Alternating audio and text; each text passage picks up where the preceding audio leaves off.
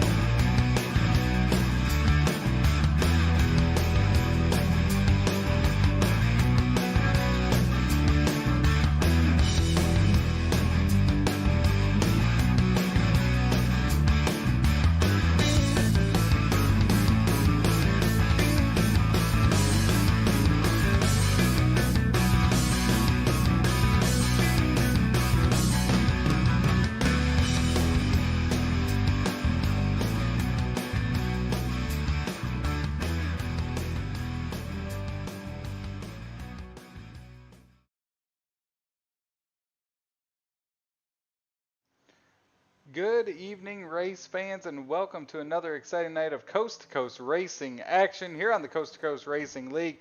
It is Wednesday night. That means Cool Ray Hometown Heroes Night. We've got a change of venue as we are at Lernerville Speedway tonight, but it should be the same great action as always, and we are kicking off here tonight with our 305 Sprint Car Division presented by A&J Custom Creations. So, John, we were talking about it before we came on air. Switch from Lincoln to Lernerville. What's going to be the change we see on track with that change of venue? Well, I'll tell you, the long road down the backstretch is going to be the big thing here. There's no wall, and I'm going to tool out here for just a second, and I'm going to show you what it's like to go down this hill if you overshoot the corner, because this is going to be the biggest difference. You had a wall all the way around in Lincoln. It was more of a bull ring. This is a much faster track. It's much more important to keep your momentum up. But I will tell you, if you come around here and you have a mistake and you end up going down this hill, this is a long way down, and then there's boats down here. But now look back up. If you can look off my nose, look back up that hill, how far up that hill is. So you come down here, it's not a matter, oh, I'm going to get back on the track. It's a bit of a challenge before you get back up here to the track. And then when you do, you just can't come back on the track because, well, you can see they're coming by at speed. You've got to come back on and, whoa, and move around the edge of the track here. And this is generally the place that you need to re-enter the track. And sometimes you have to stop. We may see a caution happen because somebody will stop right here and wait for people to go by so they have this opening here. And the big goal of the night, though, if you can manage not to do any of that, you'll get to stand right here at the end of the night. So Lernerville is where we're at. You're watching the Coast to Coast Racing Network. Here it is the Tim Chapman Racing pre-race show. And as usual, we'll take a look at those A&J Custom Creations point standings. Coming in tonight, the 305s, Randy Shreves atop the point standings. He has one win this year. Patrick Spangler second with 2 wins. Then it's Joseph Grandy. Zach Chapman up to 4th. He moved up 3 spots last week. And then Gary Taylor rounding out the top 5. You've been around these guys. Is it going to be the usual suspects, or will this change maybe help certain drivers that are accustomed to racing here at Lernerville, John? Yeah, the top side here that's a preferable line, especially over in 3 and 4 to get up there and you can get up there and really, really make time. It allows you to not bog the engine down. You keep your momentum up, but the whole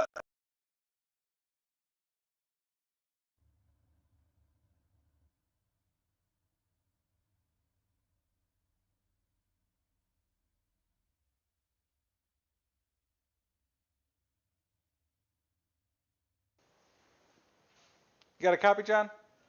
I do. Sorry, I lost you there for a minute. I don't know what happened.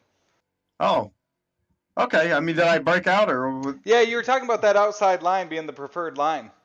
It is a preferred line, but there's such a risk reward. Once it gets slicked up like it is here in practice, it becomes an issue because you can go over, then go down that back hill. So the guys that can navigate that the best, those are going to be the guys to watch here tonight. So thinking about guys that are able to do that, I mean, the Blake Chapmans, the Joseph Grandys, Randy Shreves, those are the types of drivers that come to mind. Patrick Spangler. But then also with the horsepower here with the 305s, here at Lernerville, how will that come into play? Does it come into play more or less than it did over at Lincoln? Well, it comes into it a little more later in the race because you can't just hammer down all the way around. You'll be pretty close to it in these cars, even when it's slicked up. But those who can work the throttle, you do have to feather it a little bit. And the guys that can do that with a little tire spin, and that really means the best of the best, they're going to have a big advantage here. But if one of the best are following the best of the best, passing could be on the more difficult side. And then that's when you might see them start searching around. And I can tell you, if you can hit it right, you can run that bottom in both ends of the track and maybe get a spot or two. You can't sustain it long term, but you might be able to get up there and get a spot away anyway pretty quick. So it looks like we have 19 cars here. It is a double points night. Just a reminder of that here as we switch over to Lernerville. Practice has come to an end. That means we're going to go straight to our heat racing, John. So that means Langton Mechanical Heat Race number 1. And it looks like they're starting to grid. And we've got 10 cars in this first number 1 heat. Yeah, that's almost like a B feature. Big heat race here. On the pole will be the number 44 of Troy Force. Next to him will be the number 75. It's the Mayor Stephen Bixler. Next row will be the 56 of Randy Shreves. And then next to him will be the 200 of Jeff Flero. Andy Patton will be in row number 3 on the inside and spot number 5. Next to him will be Gary Taylor starting 6th. Starting 7th will be the number 790 of Dean Reynolds. Next to him will be Nathan Aldridge. Blake Chapman, well, this should be interesting, starting all the way back in 9th in an underpowered car. And next to him will be Nicholas Schell in the number 58. So keep an eye on that back row with Blake, I would have to say here. This will give you an early test of what passing is going to be like. I got a feeling here. Just see what Blake can do from back there. So we will have our Stephen King Foundation pace truck here tonight at Lernerville. They move on over that turn number 4 hump here at Lernerville. And it looks like our pole sitter did not get in for gridding here, John.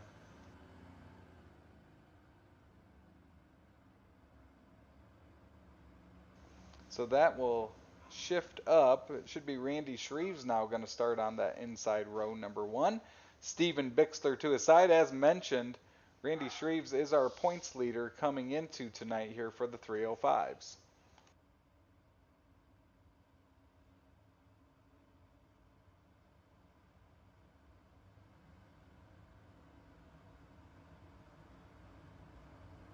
So they will get lined up, ready to go 6 laps here in heat race number 1.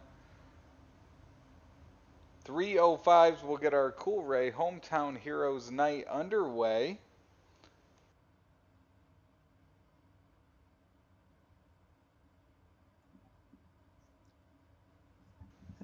Pace truck's going to hop off here, and these guys are going to get at it here real quick here. But like I said, keep your eye on that back row and see what those guys can do.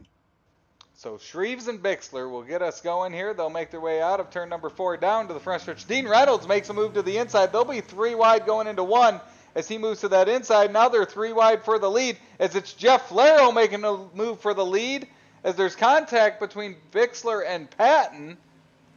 And they will go to the rear, and now we have a great battle with Shreves and Flaro for the lead, John. Yeah, we do. And that incident there, you know, early on, you saw the 790 there, Dean Reynolds pop out, and kind of looked like Bixler moved up the track to, or Patton or Bixler moved up the track to give him room down there, and they got into each other, and that's left us a couple short. But I tell you, we got a good fight up at the front, though. Great battle up front. It was Jeff Flaro that took advantage of it. He started 4th. He took the lead by the time they came around with 1 lap complete. But he's got Randy Shreves over the back of him as Randy Shreves trying to make that inside line work. Yeah, Nicholas Shell just jumped the cushion and hit the wall there coming out of turn 4. Single file throughout the field. It's still Jeff Flaro in that 200 machine out front. He's got the points leader of Randy Shreves in 2nd. Gary Taylor 3rd, Nathan Aldrich in 4th. White flag will wave this time by. Yeah, they're looking here to the inside there. Shreves kind of wants to try to get around Flaro. I just don't think he's got enough here, and not especially with this track as tacked up as it is, as Flaro's got to take the first heat race. So Flaro, Shreves, Gary Taylor, Nathan Aldrich, and Blake Chapman, who you mentioned, will finish 5th after starting in 9th. So now we will move on to our Venom Racing Heat Race number 2. This one's going to line up with 9 cars. Yeah, on the pole is going to be the 302 of John Rayner. Next to him will be the 014 of Greg Boydell. Then it's going to be Bob DeGood and, well, me. And then the next row will be Pat Boyce and Jack Clevenger. Starting in the 4th row will be Patrick Spangler and Joseph Grandy. A couple of guys you got to keep an eye on here. And out back will be the 83 of Brandon Dittmer. So got some heavy hitters in the back, just like what we saw with Chapman there in that last one. Yeah, from 4th on back, it's the murderer's row of drivers there, John. Yeah, hopefully we can do this a little cleaner and keep the car on the track, keep more cars on the track. If we do, I'm going to be interested to see if those guys can come up as far as what Blake did. Blake had a lot of help getting where he did with guys going over the edge or hitting the wall. So we will get lined up. It's going to be Boydell and Rayner Jr. on the row number 1. Our in-race reporter John Hine will line up outside row number 2. 6 more laps here in Venom Racing Heat Race number 2. So John, with Lernerville here, is it an advantage starting on the outside? I think it is. Especially in these cars. The 360s, you know what? You might be able to take advantage of being on the bottom because you'll get down here in the area we're in now and you can slide up, take a better line and just slide up and take the lead. But here in these cars, you're just not going to have the takeoff speed you do in the 360s. So up here is the place to be for these cars. Well, we will find out how it works out as they make their way around. The Stephen King Foundation pace truck has made its way off the track. It'll exit off of turn number 3 over there tonight. As we will go green, it's Boydell and Rayner Jr. Looks like the 7 of Bob DeGood and John Hine will make a move to the inside there. As Spangler's down to the inside. They're 4 wide coming off of turn number 2. So it is Rayner Jr. out front. Boydell will go around. There's contact. Big wreck back in the pack. Front 4 will break away. It's Reiner out front, Boydell second, Bob DeGood in third. I'm sorry, Spangler in third, and John Hine. So Spangler will go from 7th to 3rd. As they all chase John Rayner. Great battle for second as Bob DeGood now trying to hold off Patrick Spangler. Both of them up against that outside cushion here as a car, that's Boydell, makes his way back out on the track without a wing. So Spangler moves into second. Now he's trying to chase down John Rayner Jr. as it'll be 2 laps to go this time by. Front 4 have broken away. It's Dittmer in 5th, Grandy in 6th. Great run for Spangler there. He'll close up that gap down the backstretch through 3 and 4. White flag's going to wave, and Spangler's going to have a chance at a move for the lead. Spangler up against that outside cushion. He'll have the run. He'll make a move to the inside of Rayner down the backstretch behind the scoreboard. Down to the inside. He'll slide up, and he will make it. It will be Spangler, your heat race number 2 winner.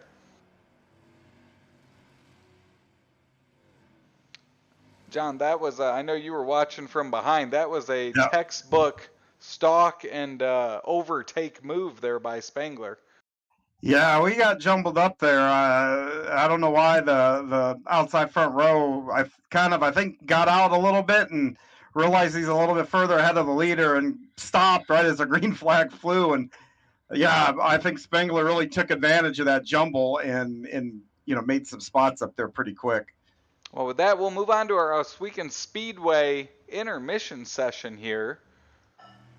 Dean Reynolds is out there. Randy Shreves, as mentioned, Randy Shreves is our points leader, and he will start towards the front after his finish in his heat race. Andy Patton also out there on the track. So with only a couple heat races and then this intermission session, how are you expecting the track conditions at the start of this feature, John? Well, I think this feature is gonna, it's got some character to it. Being up top here, right around the edge, is going to take some patience to get around. Definitely some throttle control, especially over here. Right up here, going to be real easy to do. So I think early on, guys are going to have a hard time over in 3 and 4. Eventually, it'll be like that over here. So we did see, though, Spangler. He got down here, and, you don't really lose that much down here. In fact, I gained on to 58 there, so we're going to have to put that in the old memory bank. So watching John Hine, he'll be our in-race reporter tonight as he is out here during this Coast2Coast Speedway intermission session, as is Blake Chapman in that 20 machine. Looking at winners this year in our winter season, here in the 305s, Randy Shreves 1, Patrick Spangler 2, Blake Chapman here in the 20 machine 1, and Aiden Young also has a win. He's 1 for 1 as he's only made 1 start with the 305s this year.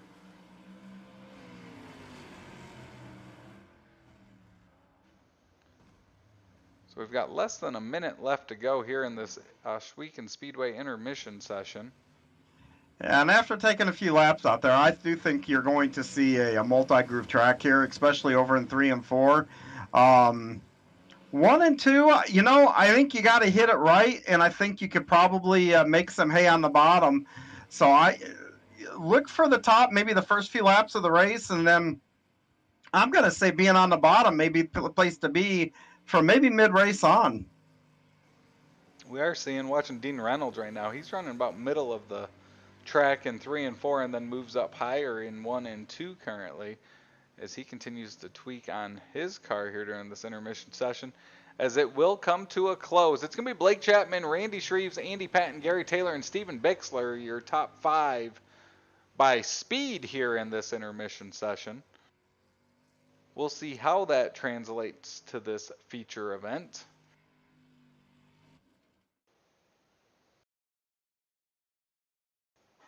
And that will go to pass. And we will move on to our Super Dirt Car Series starting lineup.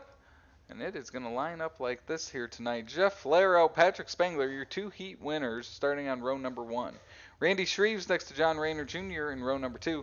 Gary Taylor will start 5th next to Bob DeGood. Row number 4, it's Nathan Aldridge next to our in-race reporter John Hine of the 71. And to complete your top 10, it's going to be Blake Chapman next to Brandon Dittmer. Starting 11th is going to be Steven Bixler next to Joseph Grandy. 13th, Andy Patton next to Pat Boyce. Trey Force next to Jack Clevenger. 17th, Nick Schell next to G.J. Boydell. And rounding out your field in 19th is going to be Dean Reynolds. Hopefully we can get this E-Speed 71 through all 30 laps here, so should be kind of fun here. There'll be 19 cars out there with you from the start, John. You're starting middle of the pack here, and as we switch the venue and move on here, how aggressive can you be right off the back, or how aggressive do you need to be right off the start? Well, I think patience. You know, there's still 30 laps here. Let's get strung out a little bit and then just deal with guys kind of, one-on-one here. But just trying to be a turn 1, lap 1 hero, that rarely works out well. So just patient, settle in, get some laps going. Hopefully we can have the same result we did here last night. We ran the midget here last night and we came home with a win. So we tried to do the same here with this car.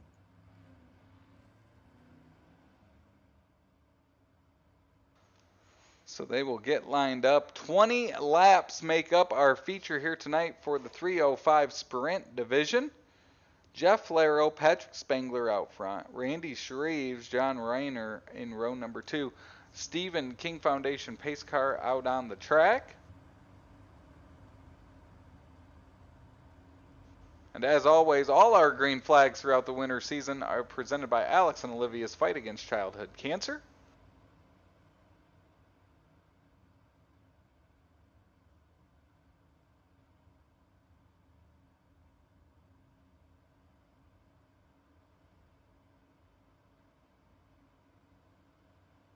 And we will make our way back to green here for our first feature of the night. Flaherty, Spangler out front. Spangler's got that outside advantage, so he'll take the lead going off into turn number 1. Shreves behind him. He'll separate from the rest of the pack as he moves up to 3rd. Great battle behind them. That's for 4th. That's Reiner, Gary Taylor, Nathan Aldridge, all battling for that 4th position. Plenty of action back in the pack. It's still Patrick Spangler out front as Gary Taylor, John Reiner continue to battle there for 4th. 3-way battle back in the pack between Aldridge, Hine, and Grandy. That's a battle for 7th as they have Blake Chapman up ahead of them. Still 3 wide there. You got Hine in the middle. He's got a sandwich of Aldridge and Grandy, and it's going to be Hine in that middle line that's able to break away, and now he sets his sights on Blake Chapman, who currently runs in 6th, and he's trying to move past John Reiner and continue his move up towards the front.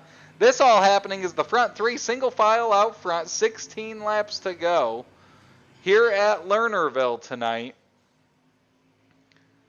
As a great start here for the 305. Spangler up against that cushion on the outside. Front 3 have broken away. You got to go back to John Reiner back there as he's now moved back. He gets into the wall. He'll keep it on the track. Great save by him. He was battling for 7th as now we go back up towards the front. It's Blake Chapman moving past Gary Taylor. He now moves into 4th. And now Gary Taylor gets heat from John Hine, who currently runs in 6th.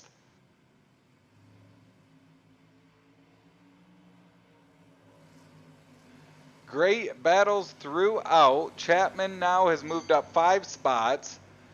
He's your current all-about tie-dye hard charger.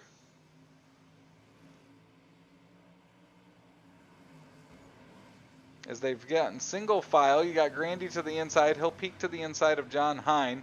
Won't be able to complete that pass as now Hine moves around, trying to find a move around Gary Taylor. Out front, though, it's still that 39 machine of Patrick Spangler.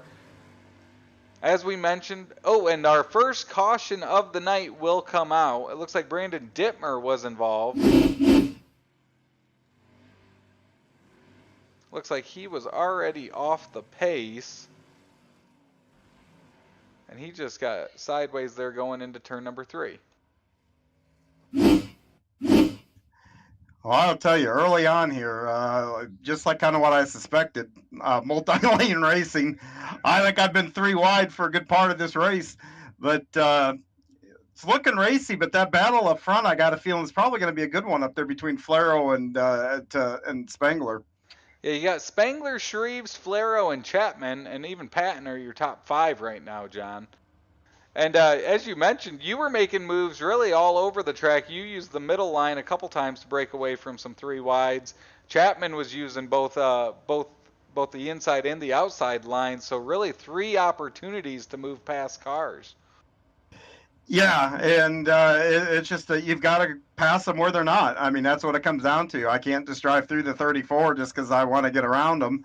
And hell, right now, he's holding his own up there, so it isn't like he's holding me up or anything. So you got to get creative, and you got to. That's why you got to practice. When you can, you've got to sometimes do different things and go maybe where your car's not the best, but you got to get the most out of it. The other thing is we start the race with 8 green flag laps here, almost made it to halfway, and as you mentioned, it was racy throughout the field. Yeah, guys have a little more room than what they did here at Lincoln, and they're showing what they can do with that little bit of extra space, a little bit of give and take I've been seeing here. But pace car is off, and looks like Patrick Spangler is going to take us to the green here. So Patrick Spangler will mash the gas. We will go back to green. Great start for him. Flero's already under pressure from Shreves. Shreves to the inside. He will look to make that pass on second. Flero's going to have momentum down the backstretch, but it's Shreves that will overtake him, and now he's got Blake Chapman right behind him, trying to move up into the top 3 as well. So Flero under pressure. He's got Shreves and Blake Chapman all around him, and our second caution flag will wave. Yeah, I think that was me and Gary Taylor, and I think Gary got the worst end of it.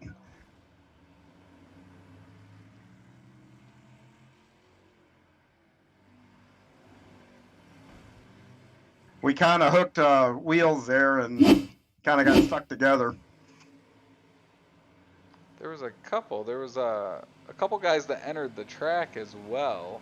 Yeah, I think the one with me and Gary probably did it. And watching that replay, definitely caution worthy there. Yeah, I probably came up on him is what my guess is what that replay is going to show. I thought there may be a little more room to the outside there, but misjudged it a little. So we will get sorted back out here. It's still Patrick Spangler out front.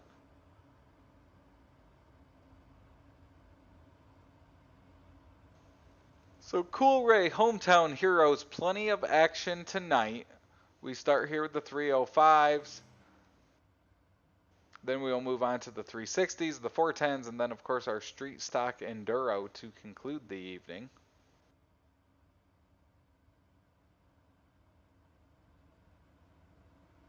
So we've got our A and J Custom Creations 305 division out on the track. Now, the big thing is when you have an incident like this, you get the one to go like we have. I don't know what kind of shape this car is in. It took a pretty good shot. So I'm going to tell you, from a driver's standpoint, going into turn 1, it's going to be a little bit of an adventure. Might stick, might not stick. We're about to find out in about 10 seconds. And from the 5th position, we will find out as Patrick Spangler brings us back to green. Spangler will stretch his lead out over Shreves as they head down the backstretch. Looking back in the pack, single file here. Under 10 laps to go. It'll be 8 laps to go this time by. John Hine down on the inside. He's looking to the inside of Blake Chapman. That is a battle for the 4th position. Joseph Grandy and Nathan Aldridge behind the 71 of Hine as they look to move up as well. So Chapman will make a move to the inside of Flero. That's a battle for 3rd. He now continues to move up, but Flero will battle back, and our 3rd caution will wave. This one looks like the Taco Bell 41 going crunch for Pat Boyce there as he makes contact. Gary Taylor involved. See, that's the true reason I'm driving tonight, so I don't have to see that Taco Bell car and be starving by the end of the broadcast. No bean burrito for John tonight. Not tonight.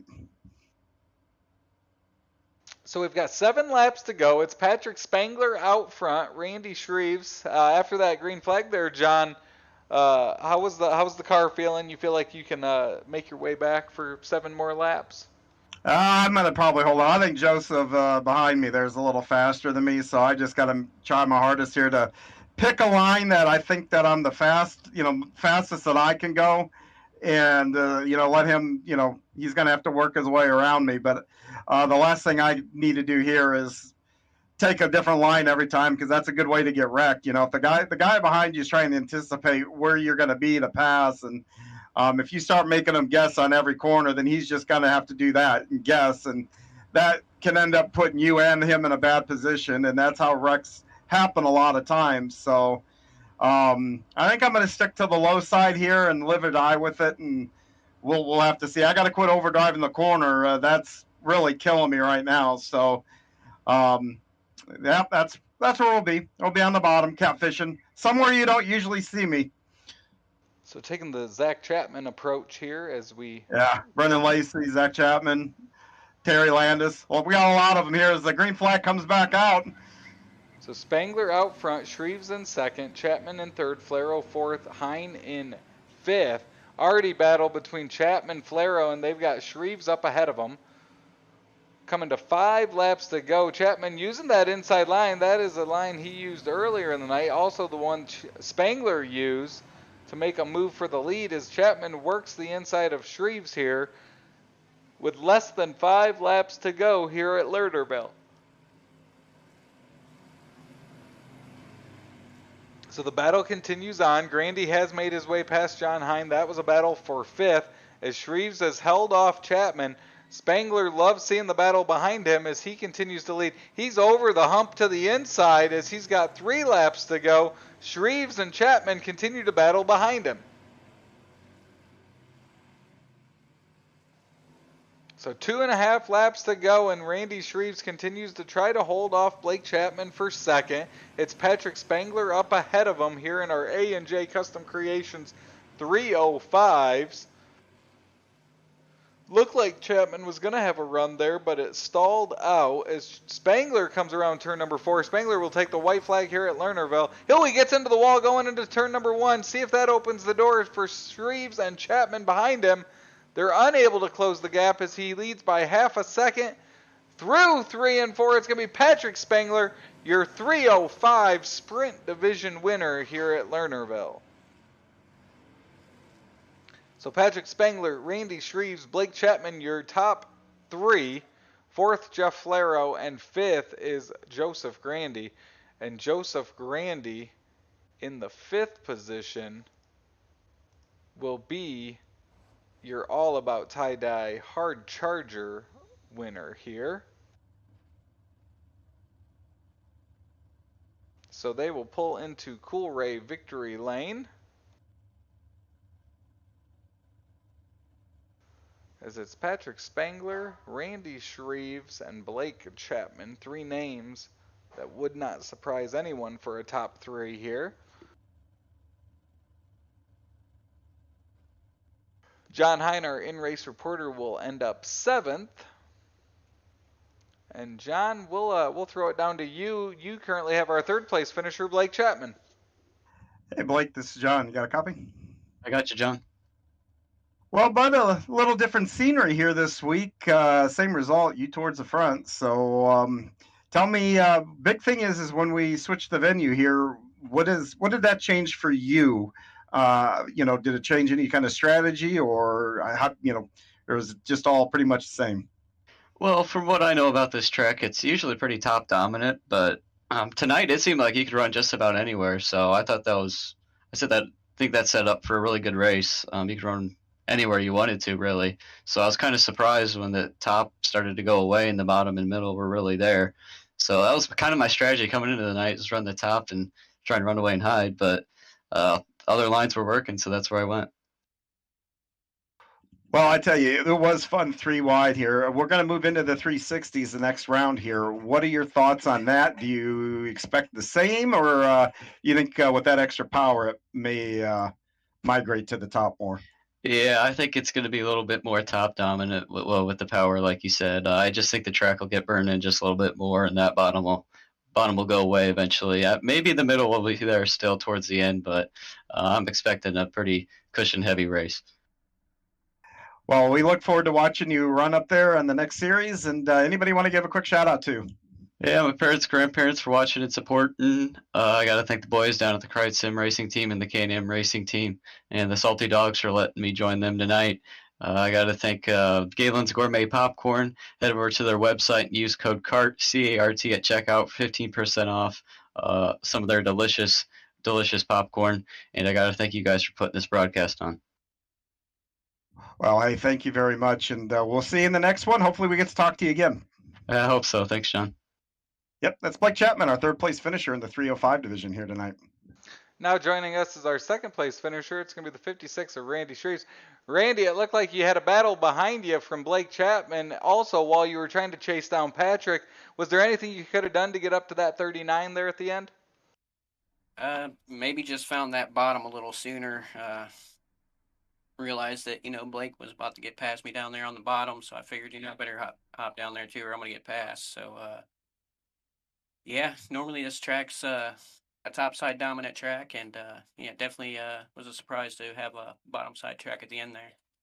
So kind of walk us through your thoughts as we switch the venue this week from Lincoln to Lernerville. Was that something you were looking forward to? And either way, what was the reason why you came in with a different mindset tonight? Really, I don't know. Everybody's pretty good at Lernerville here, and it's a pretty wide open track, so not really much room for error to make mistakes. Lincoln's a really technical track. It's just tough for everybody. But I don't know. Lernerville could be the same way.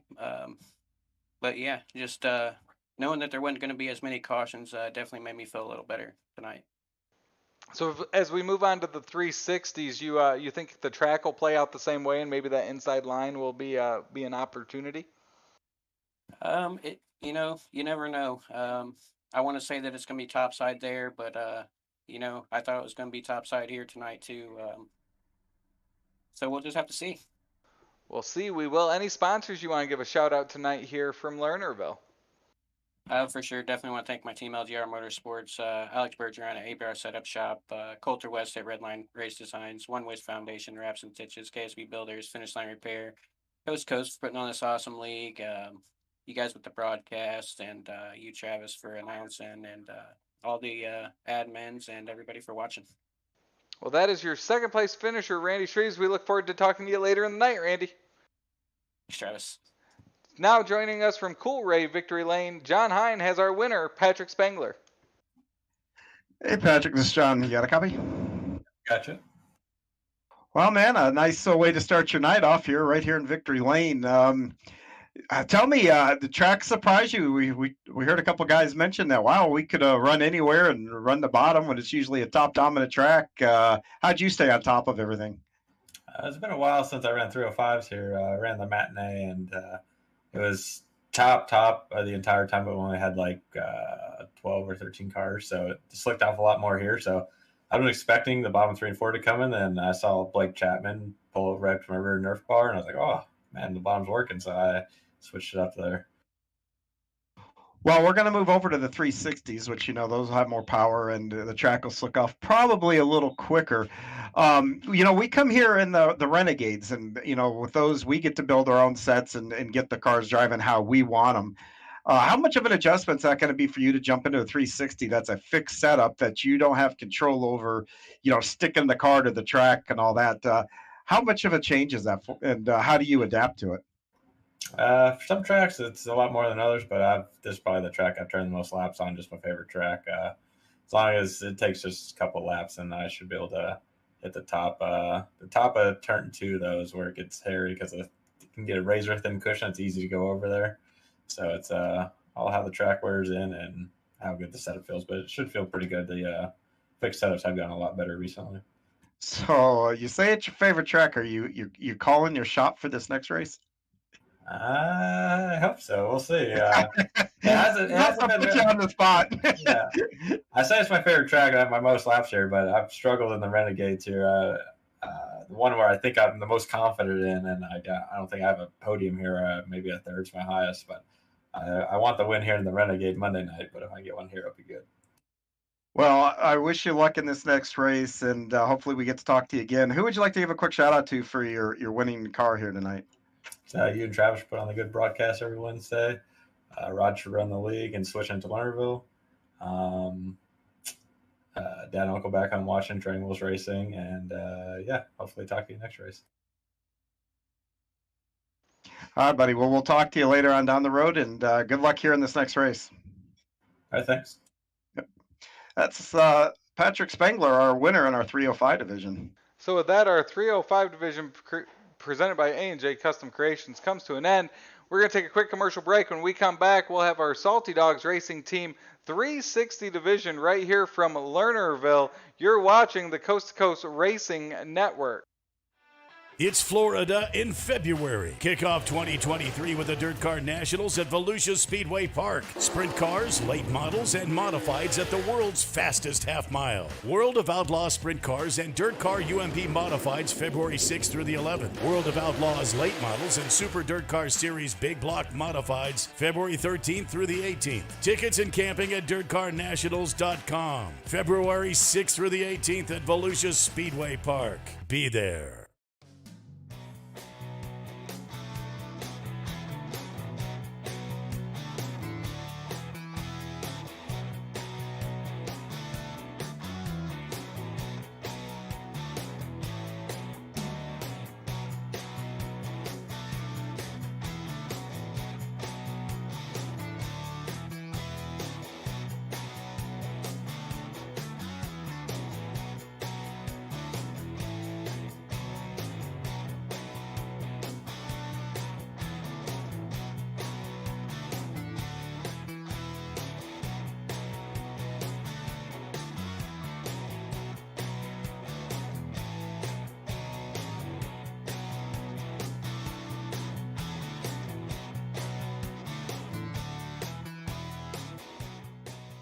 Hi, I'm Olivia Olson, Industrial Engineering Junior and club volleyball member here at Penn State.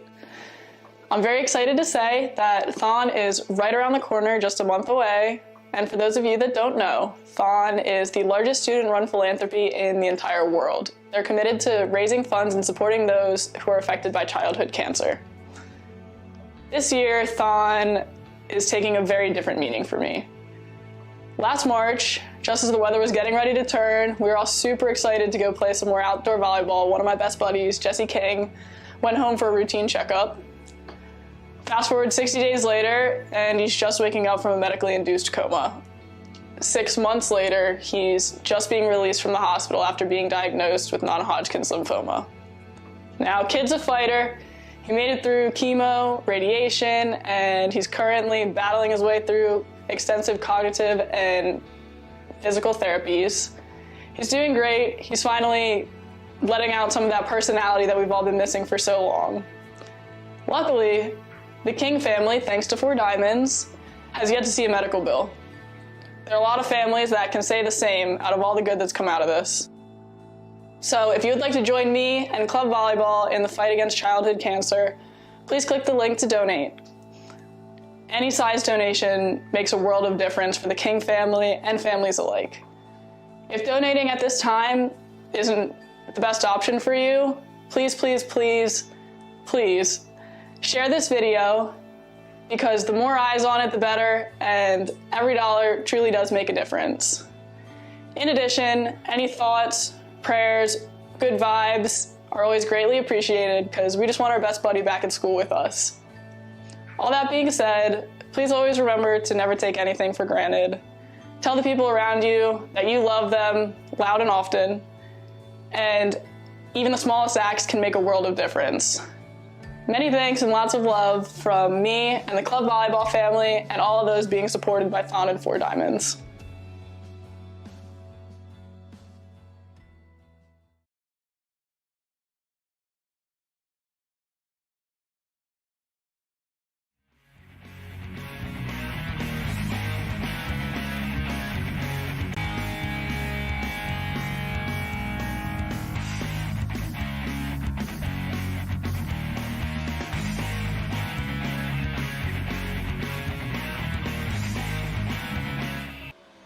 Welcome back to Lernerville Speedway. It is Cool Ray Hometown Heroes Night here from Lernerville, and I am Travis Pierceville, joined with John Hine here on the Coast to Coast Racing League Network. John, we move over here to the 360s back here at the same track. We'll see if that track wears out and gives the same opportunities that we had there with the 305s.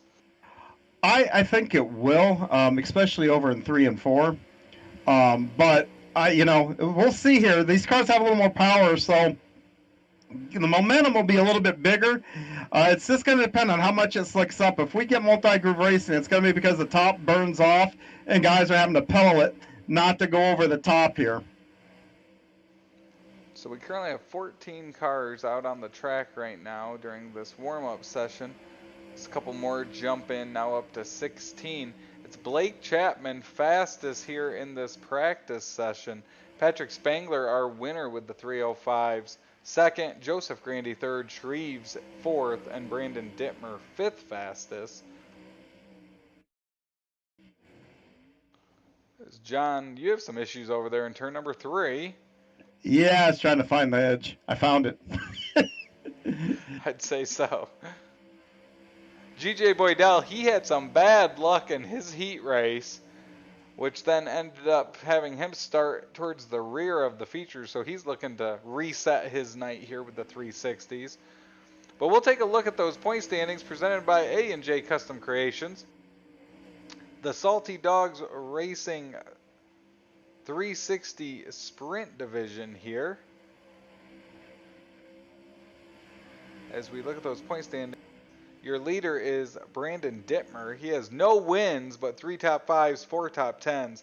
Patrick Spangler, already 1 win tonight. He has 3 winter season wins in the 360s. Then it's Randy Shreves, Barry Goldner, and Jeff Flaro. It is Patrick Spangler, Brennan Lacey, Aiden Young, your winners here in the 360s tonight. So opportunity for another winner here during this winter season, as it's now Blake Chapman the fastest here in this session. Nick Schell out there, he is 12th fastest at this point. So with 14 cars currently here, well, we have more than that. We have about 20 cars. 14 cars have taken the track. Jack Clevenger out there on the track now as well. So how important is it going to be to get away with a heat finish, John, to make sure you start up towards the front? Well, I think there's going to be some importance to it. Obviously, the less cars you have to pass, the better. So we'll have to see once we get going here. But the thing is, if it's not a death sentence like the 305s where it becomes even harder to pass because of the momentum and lack of power, you're going to have power here, and you're going to have opportunity to make passes a little bit easier than what you did in that 305. So how this track wears in is really going to dictate what kind of racing we see here a little bit later on. Reminder, this week is a double points night as we've switched to Lernerville. Double points night for all series, including that street stock enduro to end our night. And our Salty Dogs Racing Team 360 division will repeat our program. It's this practice session. We'll go straight to heats, and then our feature event will round out this division here for another Cool Ray Hometown Heroes night. Yeah, and it looks like they're already circling us over, so we're going to be on the clock here. Or no, we'll go right to heat races here in this thing. Yep, so we'll got to remember what night it is. Go right to heat races. And we'll see. It looks like we'll have 2 heat races again here for the 360s. And this one looks like, John, you're up in the booth with us. Absolutely, and that's going to put Nicholas Schell, though. He's not in the booth. He's going to be out on the track. He's going to start on the pole in the 58 machine. Next to him will be Joseph Grandy, and the second row is going to be Brian Dickens and Jack Clevenger. And the third row here for this heat race is going to be Bob DeGood and Gary Taylor. Starting 7th in the heat race will be Randy Shreves. Next to him will be my Gambler teammate. That'll be Jeff Kemper. And out back here on the back row is going to be Greg Boydell and Andrew Embach. So, John, it appears you'll be in heat race number 2 as our heat race number 1.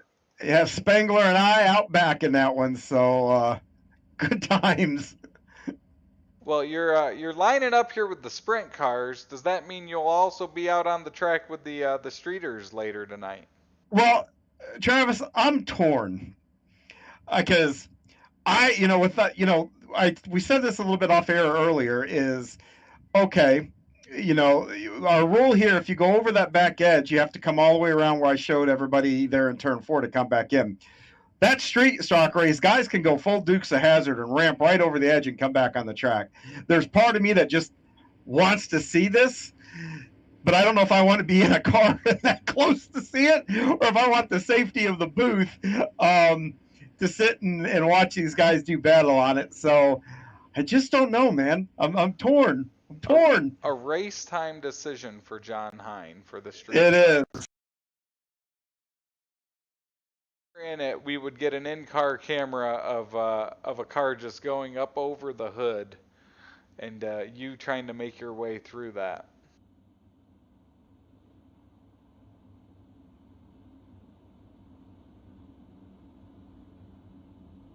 Guys can come ramping over the edge. Yeah, who knows? Well, that is how we end our Wednesday nights. Always Yes. always a nice, light-hearted way to end our Wednesday nights here. Yeah, we still have 410s to go, and those bad mamma jammas, they'll fly around this track. As the pace car is going to be taking that right-hand turn and heading to pit road, and we're going to get the 360 program started. Well, we will ramp up our power here for the 360s. Green flag will wave. It's Shell and Grandy leading us to green. 6 laps here in our Langton Mechanical Heat Race number 1. Dickens all over the back of the 96, as it's going to be Joseph Grandy, and now Clevenger moving up into second. Great battle up towards the front. And Shreve's got into a bit of trouble there, tried to pull a slide job and overcooked it a little. As he gets back on the track over there off of turn number 4. Grandy has a healthy lead, half a second over Clevenger here. The front 4 is all spread out. You have to go back to Gary Taylor and Jeffrey Kemper as they were battling for 5th. Yeah, my preliminary look here, this looks like everybody's up top. I saw Jeff go down to the inside of Taylor there and lost ground almost immediately here. So with this track having as much tack in it as it does now, being up top, keeping these things wound up, that's going to be the way to go. Oh, and Gary went off the edge. So Gary was running about 5th when he went over the edge there. It's still Joseph Grandy out front. He's got about 1.5 laps left here as he leads Jack Clevenger by 0.4 of a second. It's Brian Dickens in third. He's closed up that gap on Clevenger for second, but it's the final lap here at Lernerville. Yeah, they go back quick, here. We're used to seeing 8-lap heat races on, like Thursday, Monday, and Tuesday, but 6, they go by in a hurry. So it'll be Joseph Grandy, Brian Dickens, and Jack Clevenger, your top 3 here in heat race number 1. So half the field is set. That's the inside row for your feature event here for our 360s, presented by the Salty Dogs Racing Team. And we will move on to Venom Racing Heat Race number 2 here, as we'll take a look at that starting lineup. It's Brandon Dittmer, Jeff Barker on row number 1, Andy Patton, Steve Bixler in row number 2. Starting 5th, Nathan Aldridge next to Donovan Ross. Blake Chapman has some work to do. He'll start 7th next to Pat Boyce. And then rounding out the field there in our 5th row, it's John Hine, our in-race reporter, and Patrick Spangler. Yeah, I mean, one hand, it's like, okay, cool, I'm behind Blake, and usually that's a good sign, means I'm probably towards the front. On the other hand, then I look ahead of him, and there's a few cars in front of him, so we'll have to see, see what happens here. As the cars make their way, it looks like the 83 Brandon Dittmer, his sprinter there, his 360's for sale. I don't know why, but I always love guys that have that sign on their cars. It just cracks me up. I mean, I've seen it over and over again, but every time I see somebody have one on there, I have to laugh. Whenever I see pictures of Andy's late model back in the 90s with the for sale sign on the back, it always made me sad because I remember that was towards the end of the year, and that's when it was coming to an end. Yep. You always gotta think a dream was dying whenever that for sale sign went on a car. Or they could be getting. I mean, I did that in the end of some seasons where we were getting rid of it, but we were just buying a new chassis. John, I'm gonna be honest. His all black car and the fact that the sign is spray painted on, he's not moving up. Gotcha. But we'll go back to green here as heat race number 2 gets underway. Dittmer will lead Barker. Patton is their 3 wide quickly for the second row there in the second spot. They're 4 wide back up. I could just see out of the corner of my eye. And they're still 3 wide. Nathan Aldridge will drop out. Spangler, oops, someone goes. That looks like Donovan Ross. As Blake Chapman's made quick work, he's up into the top 5 now. John, it looks like you've moved up to that outside as you try to make your way up as Bixler will go off the track. Yeah, I got boxed in, so I think I'm going to be stuck here because those guys are all on the top and that bottom. There's just nothing there, so I'm going to have to wait for somebody to go over the edge, I think. But these guys, well, I tell you, you look here. I mean, the 305s, remember, they were side by side. This didn't take long at all for this thing to get single file. You got single file quickly, and that for sale sprint car out front of Brandon Dittmer's is a fast piece there for sale as he will get the white flag. He currently leads by almost 0.8 of a second over Spangler. Spangler did close the gap there as he'll lose ground down the backstretch. Out of turns number 3 and 4 for the final time, it's going to be the 83 of Brandon Dittmer. He is your winner. You know, that 83 being for sale now, not calling him out, but we've seen him have some bad luck and wreck a few cars. You think that's one of the bent ones? Well, it was fast there either way. Gotcha. Well, that's a good way to, get through tech. Oh, I got in a wreck last week with this piece is had to be modified to keep it on the car or whatever the case might be. So he might have some strategy there. Who knows? Maybe I'll have to tech that car a little bit. I think he's going to give up the old Sprinter and just switch to the streeter full time. Yeah, that'd be a heck of a change. A change of pace. Well, no pun intended. We will move on to our Weekend Speedway intermission session here at Lernerville. Cars get out on the track for practice session here before our feature event. So we got less than 3 minutes remaining in this. And John, these races have been moving by quickly here tonight at Lernerville. Yeah, they sure have. And a lot of that has to do with we're not wadding up cars like we were at Lincoln. We started the 305 feature with 8 green flag laps. We'll see what we can do here with the 360s. And as you mentioned, John, just because of how this track has changed throughout the night, jumping out single file to that outside line is the preferred line. Yeah, and I'm gonna start moving around here. I busted the first lap and had a lot of momentum here. Now I'm gonna try to go through the middle, but I got the 7 car here kind of holding me up a little bit to really get an idea. But he's running that same line, and as long as he's in the same line, looks like I can do something with him. Well, so much for that. Well, you did something with him for sure. His contact there, Donovan Ross, watching him make his way around. He had issues in his heat race.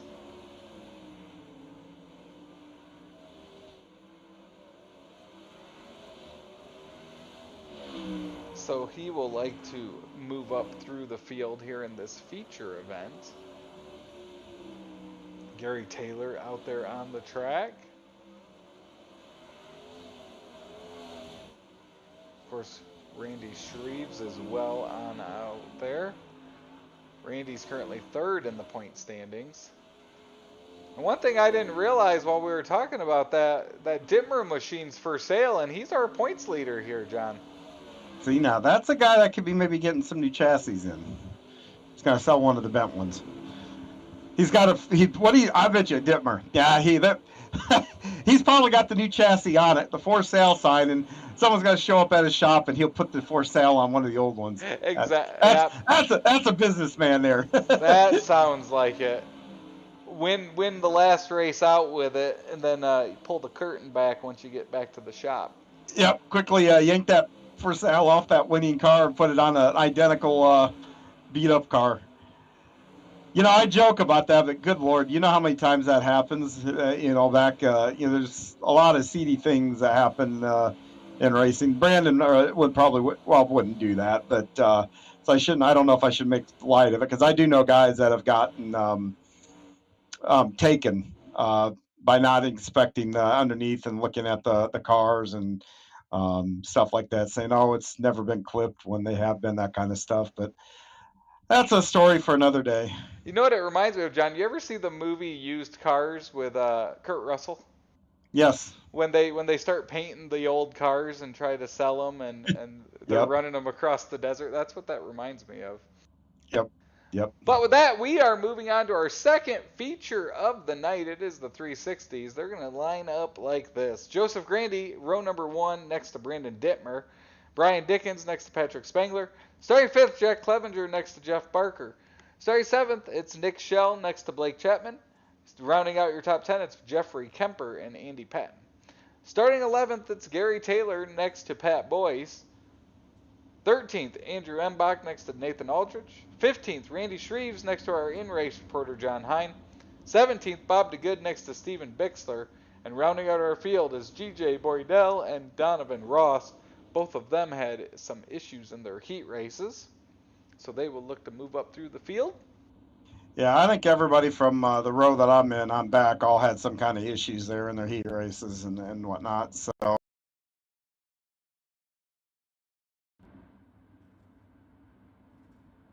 but now you're going to have to be careful because I tell you, where you're at in the pack is going to dictate how you approach turn one.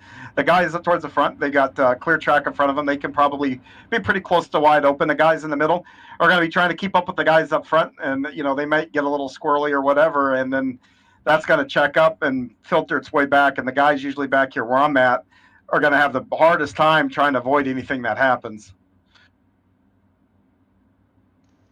Well, we are about to go green. 20 laps. The Stephen King Foundation pace truck is on off the track. Joseph Grandy, Brandon Dittmer lead us to green. Spangler there in row number 2 looks to pounce quickly as Dittmer's going to have momentum around that outside. It will slow down and Grandy will hold on as they head off into turn number 3 for the first time. Lap number 1 down here at Lernerville. 3 wide for second. Spangler will split the difference. He's now moved into that 3rd spot. He's got Brandon Dittmer in front of him. Joseph Grandy up ahead. The front 4 have separated slightly as Spangler continues to try to chase down. Plenty of movement down through the field. It looks like Nick Shell has an issue. Yeah, he just got into the wall and came down and instead of holding his brake and hit a lot of us, including me. And that's going to bring me to the pits, too, because that really hurt my car. So it looks like Nick Shell and Pat Boyce will need that caution. We'll take a look at that replay. It looks like the 96 machine just got over the cushion there. Pat Boyce, Nathan Aldridge involved as well.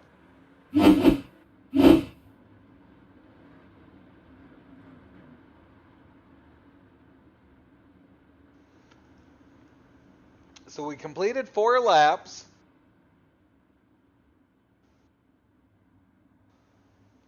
As it is still Joseph Grandy out front.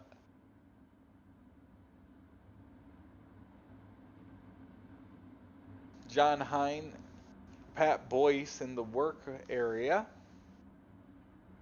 Yeah, heading on out. After an opening stint like that and getting hit, I want to stop right over there and stop at the beer tent. But we'll have to go back out here and drive. I don't know how race control will feel about me a beer in one hand, steering wheel in the other. If anyone could make it work, John. That sounds like a challenge. So the Stephen King Foundation pace truck's back on out front. Lights do turn off, so he'll dive off of turn number 3 here as we go back to green. 16 laps to go. This is our Salty Dogs Racing Team 360 division. It's Grandy, Dittmer, Spangler, Dickens, and Clevenger, your top 5. As our first Mission 22 restart of this feature is underway, green flag will wave as it's Grandy out front, Dittmer second. Spangler looking to the inside. That's a battle for second as he tries to make a move on Dittmer. They've also separated from Dickens, who currently runs in 4th. Back in the pack, Randy Shreves making a move to the outside of Gary Taylor. Up ahead of him, great battle, Andy Patton, Jeff Barker, and Blake Chapman. As Blake Chapman's now up to the 6th position.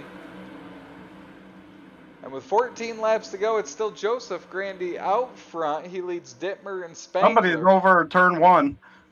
Looks like that's Pat Boyce. Oh, nope, it was Jeff Barker. He's back out on the track. He jumps on just outside of turn number 2. He's not that far ahead of our leader of Grandy. As Grandy will go over the edge as he leads, he'll spin out. That'll give the lead to Dittmer. Grandy will drop back. Now it's Dittmer on the point as he's got Patrick Spangler into 2nd, Dickens the 3rd, Clevenger into 5th as Blake Chapman makes a move on him for the 4th spot. And Clevenger, Dickens, and Blake Chapman all under a blanket as they go off into turn number 1. So it looks like Joseph Grandy pulled it into the pits after going over the edge in turns 3 and 4. There's a paddle for the lead, as it looked like Clevenger may have went over the edge in turn number 2. Spangler's now closed up on Dittmer. Great battle for the lead. Spangler's looking to go 2 for 2 to start his Cool Ray Hometown Heroes this Wednesday. And the caution flag will wave. It looks like it's Jack Clevenger. And it looks like it was when he was trying after going over the edge in turn number 2.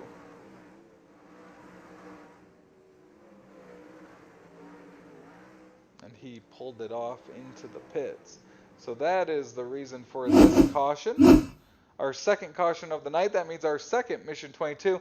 John, you're back up there. You've battled up to 14th. What's going on back in the pack? Yeah, just really just one lane racing for the most part. The top's getting pretty treacherous here. So you saw the leader go off, so you know that top doesn't really discriminate on who it bites. It can be one of the guys up top, one of the guys in the back. I've seen a few guys go over here. So you are starting to pedal it. I look for these leaders.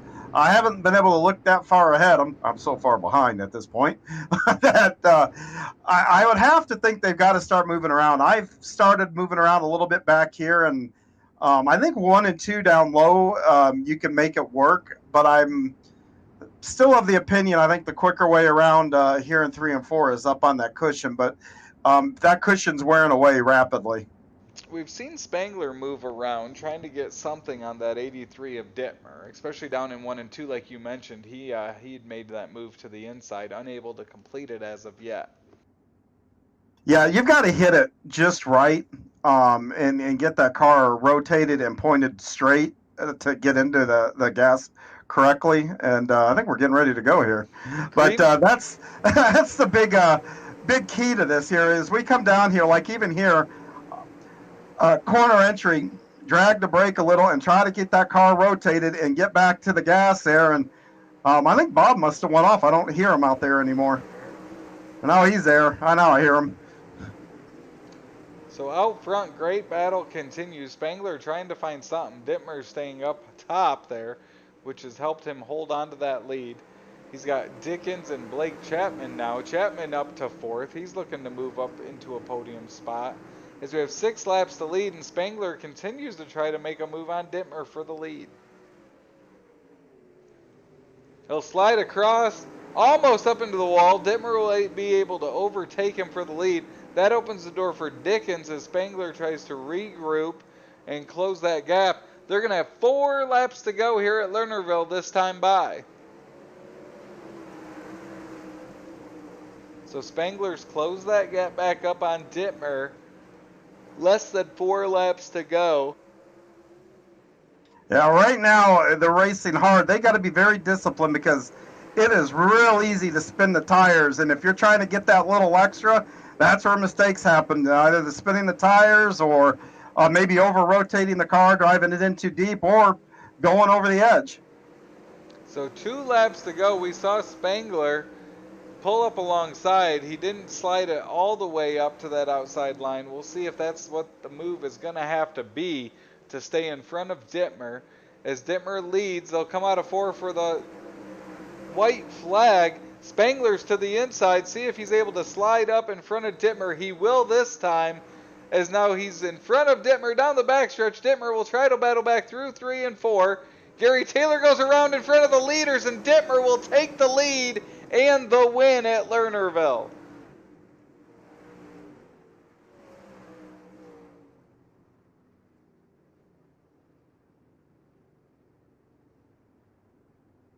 So an exciting finish. Brandon Dittmer, Patrick Spangler, Blake Chapman, your top 3.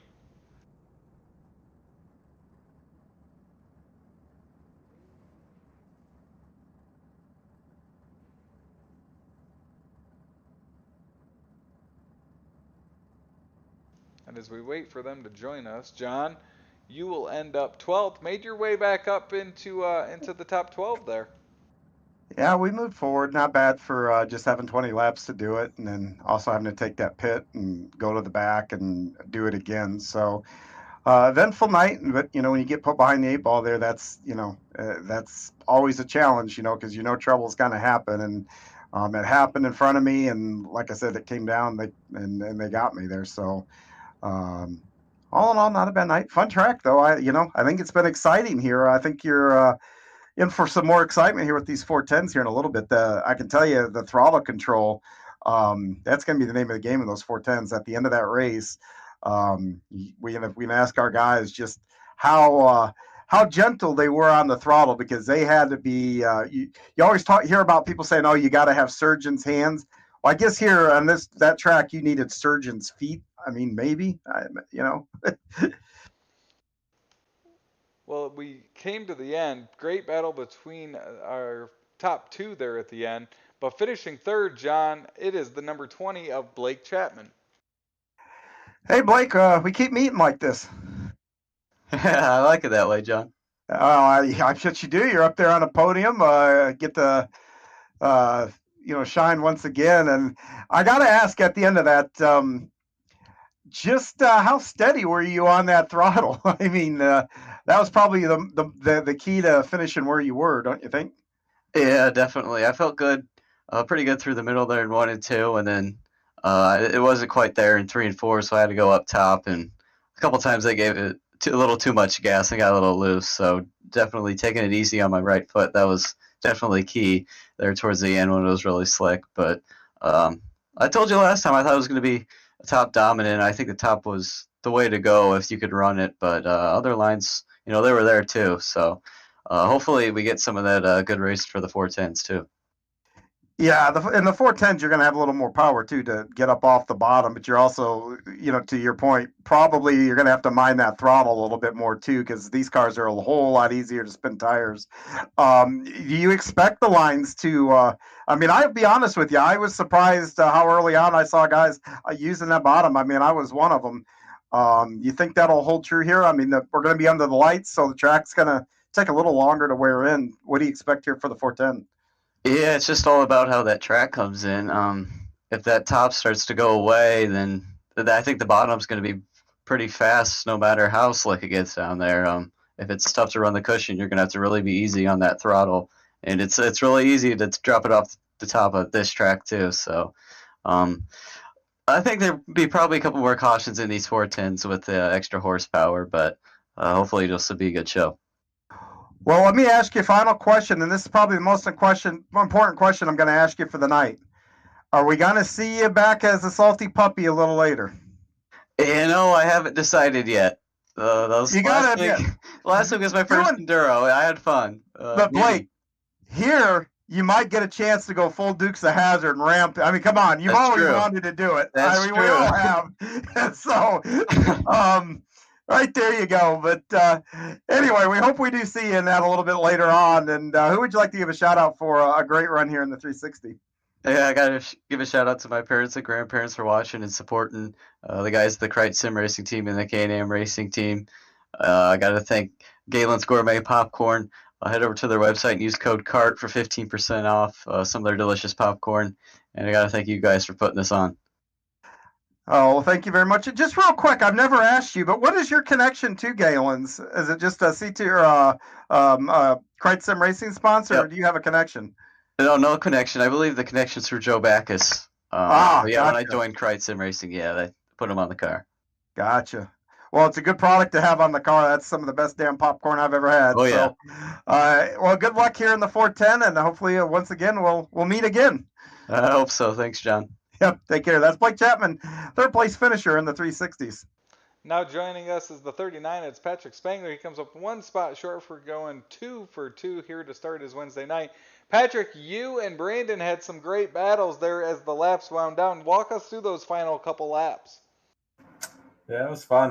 He had the top lock down, so I was trying to make bottom 1 and 2 work, and then I threw a slider on 3 and 4, like with 5 laps to go, I think it was, and I was all messed up and kept out of the wall and kept it from wrecking. So finally got it, and then we're going through turn 3 there on the last lap, and I see a car Dukes of Hazzard in front of us, and I was laughing too hard, and I just stomped on the gas pedal and lit up the rear tires and spun it down to the left.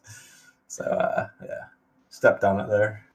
We watched you try to pull that slide job a couple times, and you didn't go all the way up into his lane. When you finally did make the pass off a 2, you slid all the way up into that top line to kill his momentum. Is that what you had to do to try to get past him and stay in front?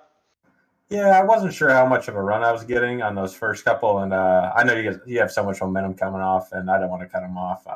Just trying to race him clean.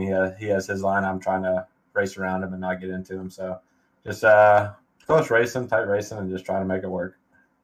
Well, a great start to your Wednesday night with a win and now a second place. Any sponsors here on the 360 you want to give a shout out to?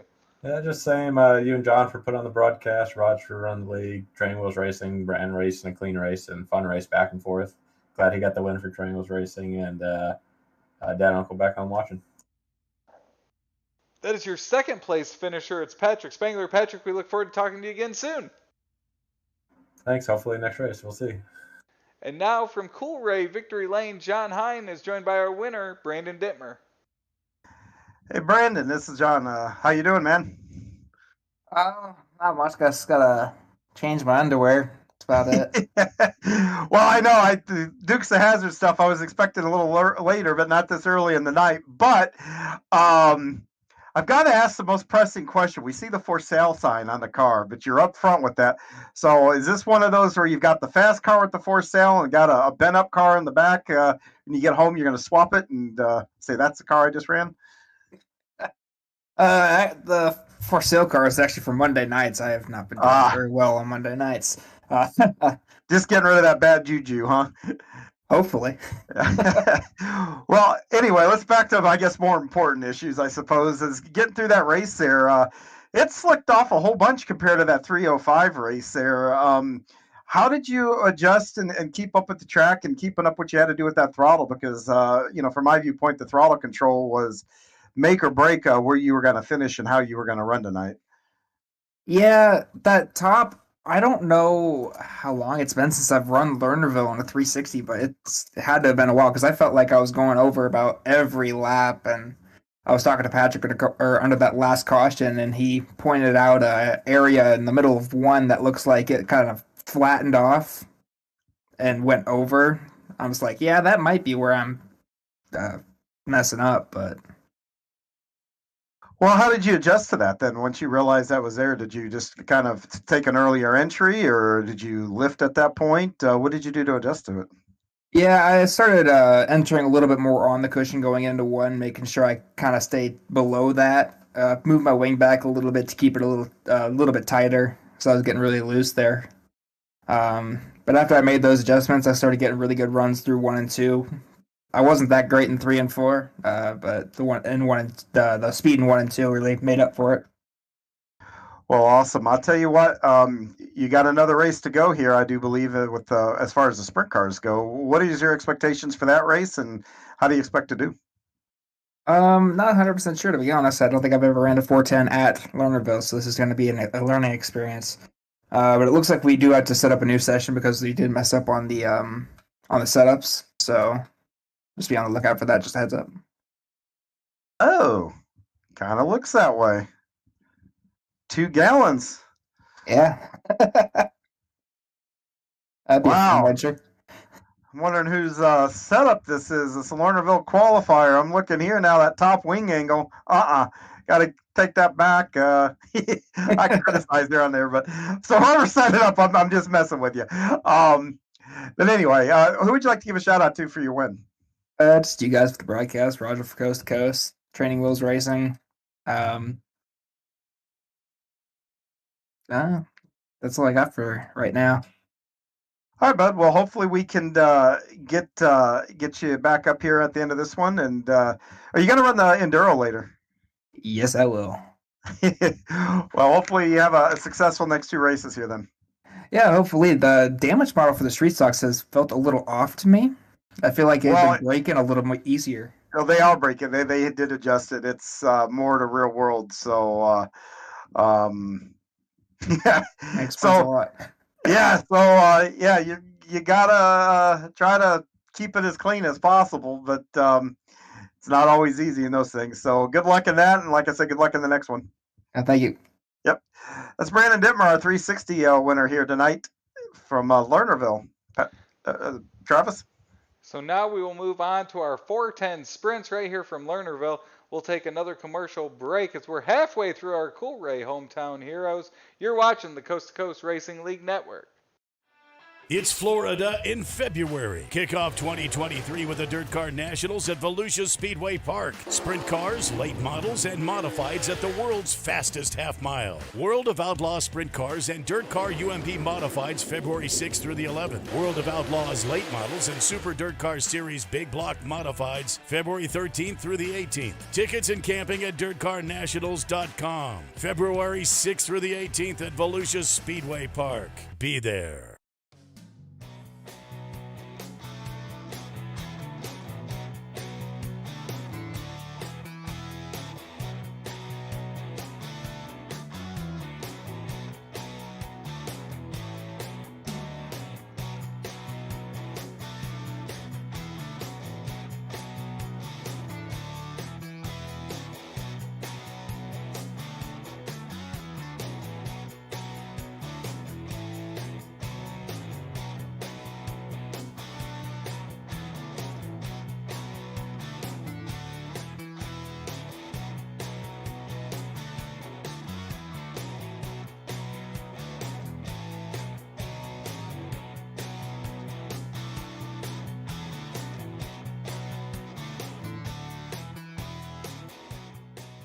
Hi, I'm Olivia Olson, Industrial Engineering Junior and club volleyball member here at Penn State. I'm very excited to say that Thon is right around the corner, just a month away. And for those of you that don't know, Thon is the largest student-run philanthropy in the entire world. They're committed to raising funds and supporting those who are affected by childhood cancer. This year, Thon is taking a very different meaning for me. Last March, just as the weather was getting ready to turn, we were all super excited to go play some more outdoor volleyball. One of my best buddies, Jesse King, went home for a routine checkup. Fast forward 60 days later, and he's just waking up from a medically induced coma. 6 months later, he's just being released from the hospital after being diagnosed with non-Hodgkin's lymphoma. Now, kid's a fighter.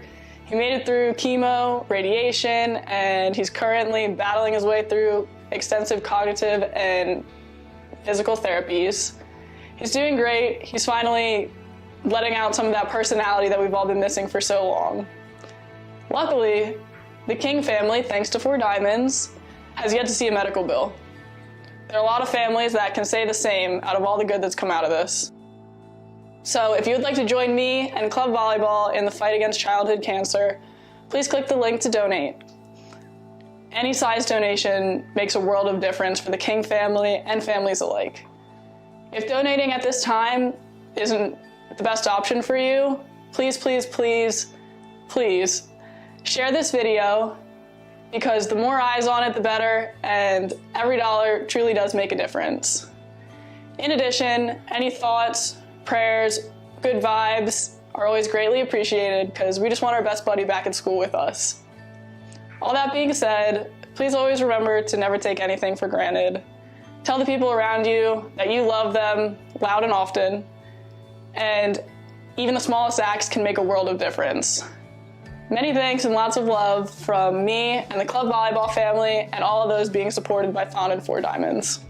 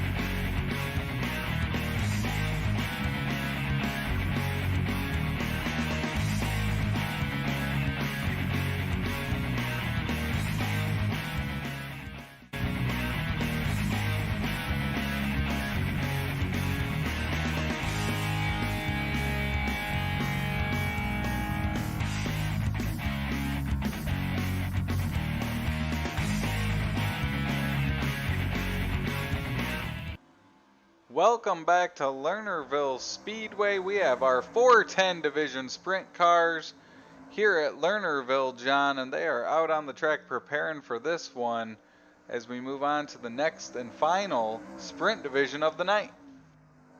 Yeah, now we got a lot more power to play with here, and this one's not for the faint at heart. You're going to be carrying a whole lot more speed going into these corners, which it's going to make it a little harder to ride the rim up there and just rip the lip, because you're going to be carrying all this speed.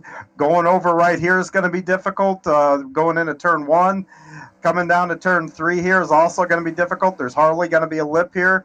And hooking this around, I mean, I'll tell you this, in the feature, I almost can guarantee you that nobody, well, I don't want to say nobody, the guys that are fast won't get the full throttle anywhere on the track.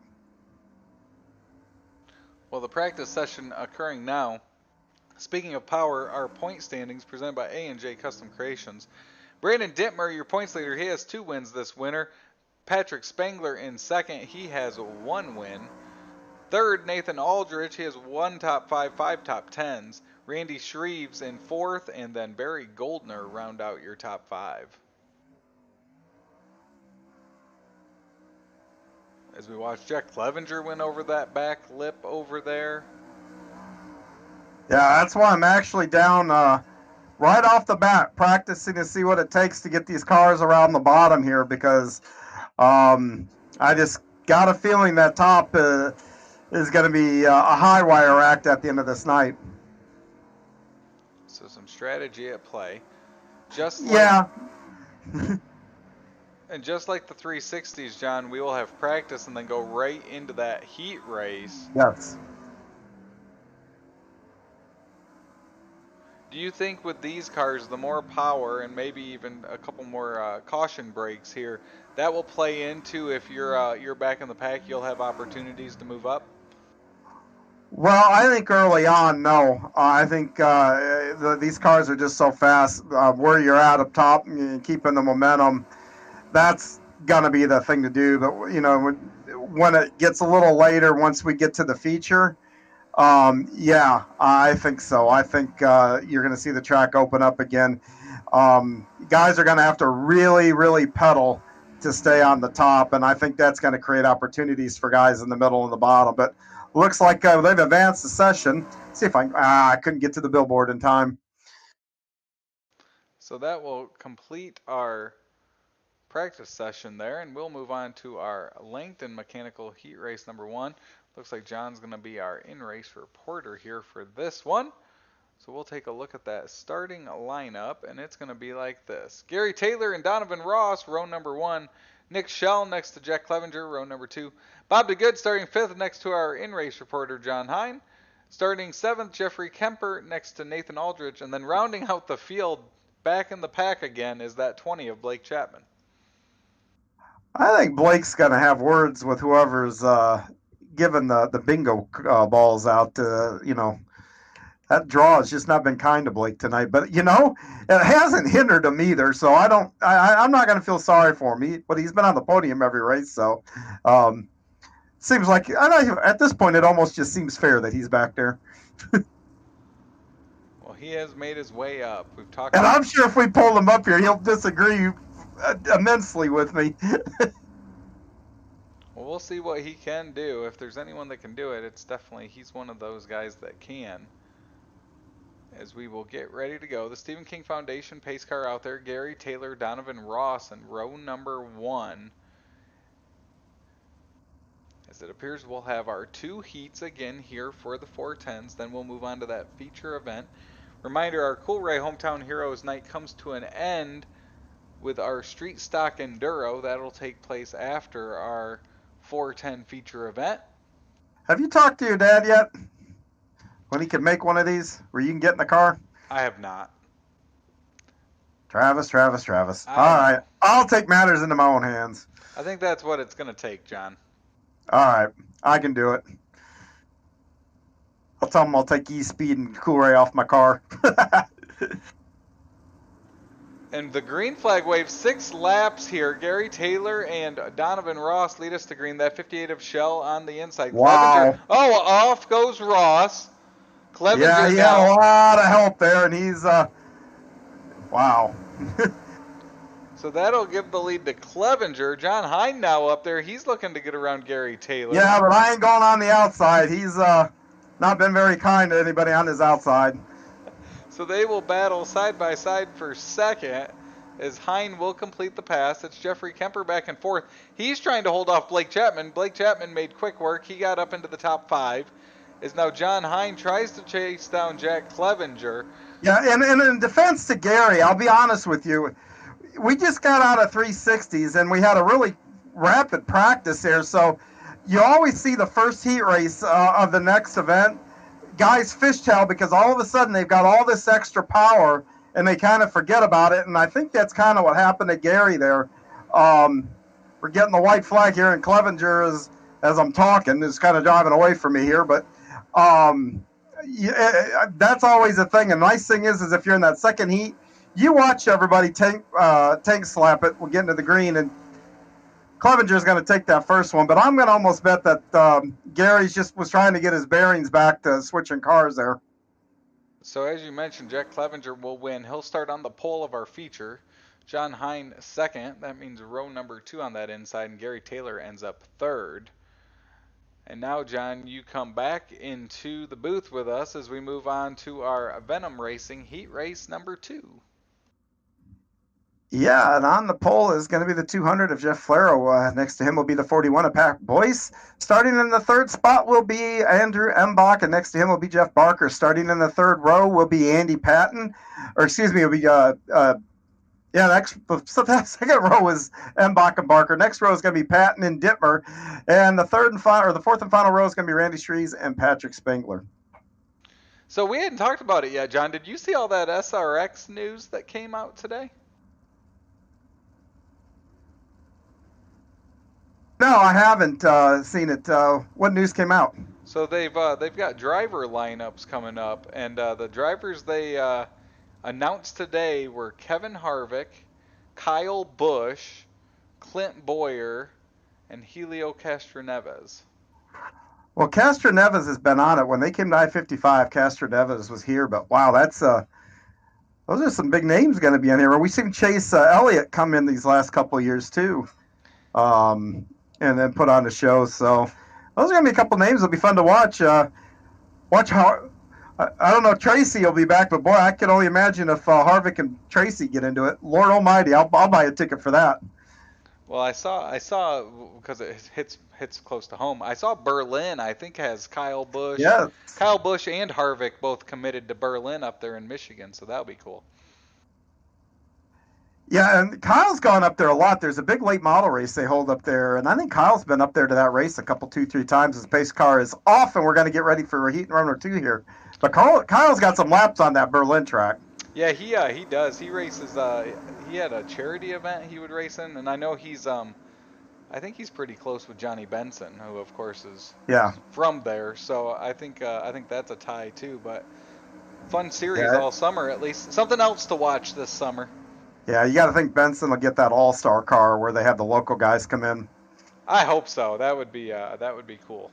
Oh, Enbach is off. We've seen a handful of guys come off, and like I alluded to with Gary Taylor in that first one, all of a sudden you got all this speed coming into the corner. You've got to kind of set yourself up a little bit different. You got to plan to get that car rotated a little earlier, and it's caught a couple of guys out at the beginning of this one too. Flaro loses some momentum there. That gives Pat Boyce an opportunity to get his Ford up there. Oh, no, there he goes.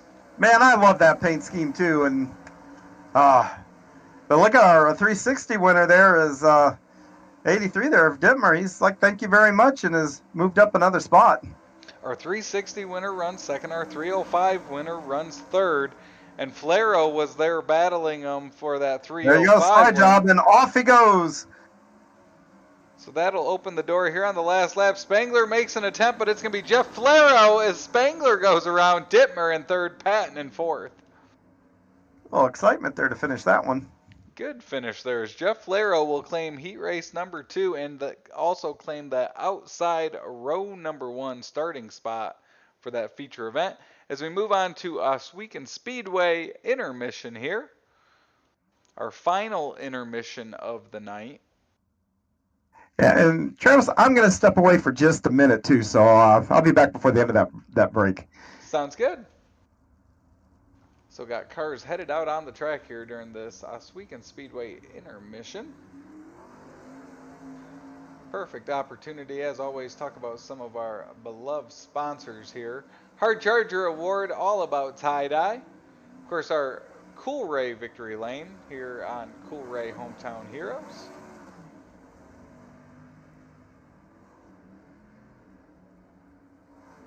Of course, normally we have our Flatline Racing Bodies qualifying session.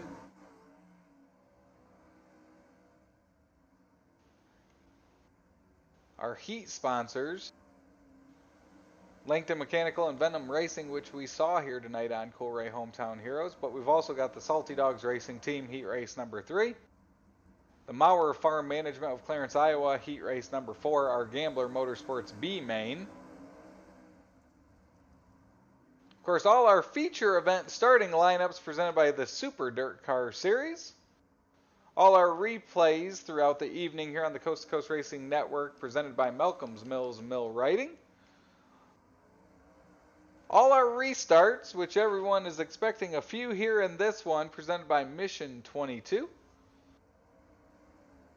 All green flags during this winter season, presented by Alex and Olivia's Fight Against Childhood Cancer. And of course, next week's schedule, which we will talk about now, presented by Dylan Westbrook Racing. So for week number 7, Cool Ray Hometown Heroes goes back to regular points night. But we'll be back at Lincoln Speedway. We'll have our A&J Custom Creations 305s go live just before 7 o'clock. That is next Wednesday night right here on the Coast to Coast Racing Network. All 4 divisions will be at Lincoln next week. And don't forget, tomorrow night we'll have our Flatline Racing Bodies Thursday Night Thunder. Includes our small blocks and big blocks at Lincoln Speedway. Then we'll throw it over to Brooklyn, Michigan for Michigan International Speedway, the NASCAR Xfinity Series presented by Race Against Childhood Cancer. So that is what we have coming up here soon on the Coast to Coast Racing League Network. But before that, we have our 410 feature event. And as they finish up their Oswego Speedway intermission, we will get ready for that Super Dirt Car Series starting lineup.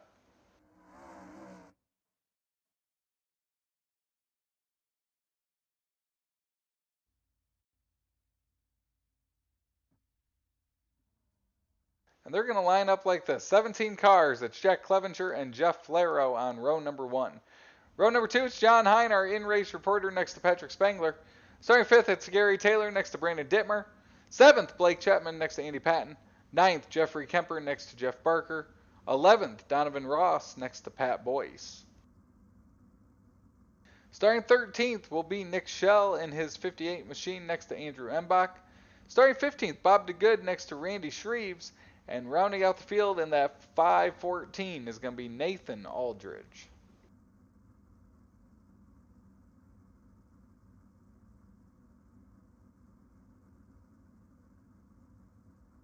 So they will make their way out behind that Stephen King Foundation pace truck. So John, you'll start 3rd here. What's going to be the game plan to get up there to the lead?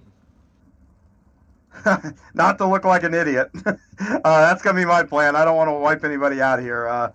Just patience. I don't have to take any chances. I got the leader here in front of me. So I'm just going to hang out here and see what happens and probably not race anybody too hard here because these guys are running for points. I'm an interloper. So just try to stay out of the way and turn some laps. Try to figure out this track and get some insight to what's going on out here. So our in-race reporter John Hine will start their row inside row number 2.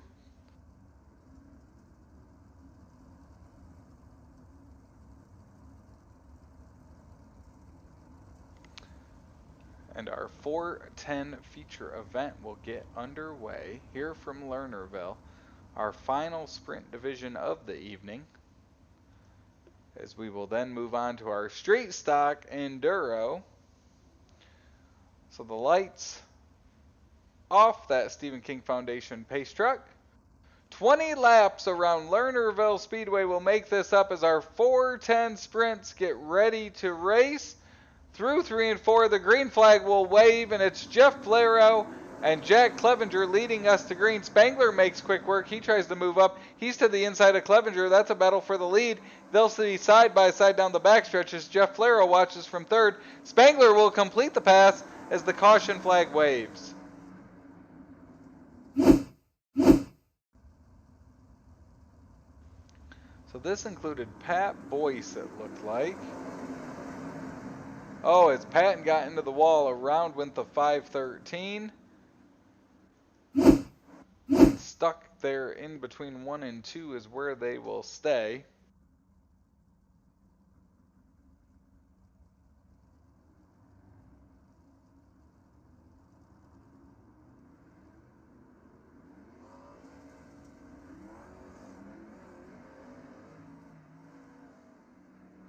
Yeah, first thing I noticed, things happen a whole lot quicker in these cars.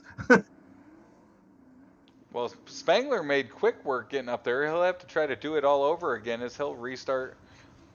They're behind you in fourth, John. Yeah, he'll get around me here pretty quick. I'm not going to fight him too hard. He's one of those guys running for the points here, and I'm not going to stand in the way of that happening. So we will get back to green here with our first Mission 22 restart of the night.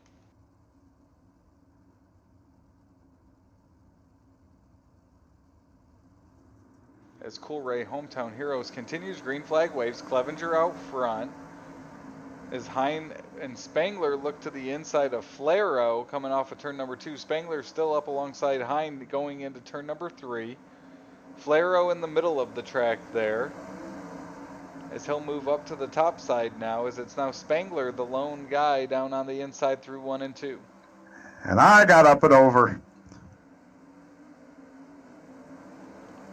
So Spangler continues the battle. He's now trying to get in front of Flero. That's a battle for second. Dittmer's moved into fourth. Chapman into the top 5. Our hard charger here early is Randy Shreves. He's up 7 positions up into the top 10. He currently runs 9th. As Clevenger loses track here, but he will be able to pull away down the backstretch. He and Flero almost made contact. Chapman goes up over the edge in turn number 3, and he goes around, as now Spangler will take the lead. Yeah, that top side is really, really treacherous. It's fast if you can do it, but like I found out there, it didn't take much to get over. So John was getting back on the track. There goes around Aldridge in front of Patton again. Bad luck for him. While that happened, Blake Chapman was getting off of the turn number 3 side for our second caution of this feature event. Yeah, now it's going to be a thing here of, for me anyway, it's going to be a test session here. But these guys, they're going to have their work cut out for them.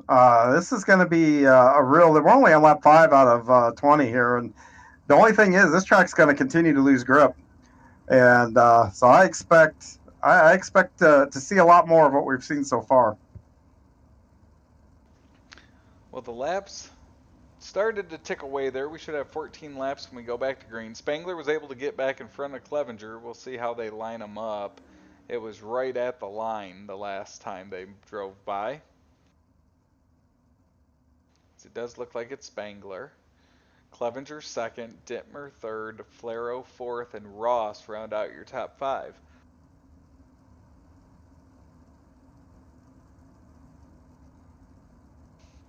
Well, you called it, John. You said that that lip up top would be the edge that you would have to balance on, and definitely causing some chaos here during this feature event.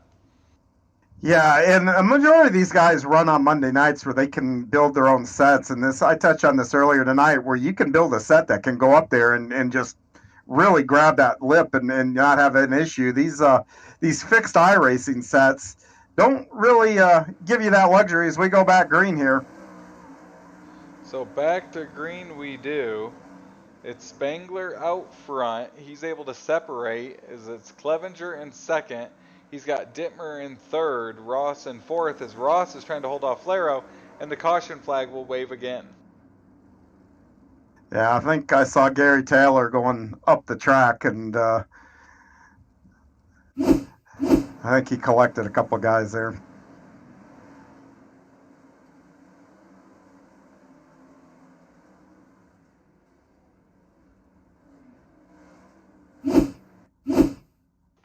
Hard hit for a couple guys there.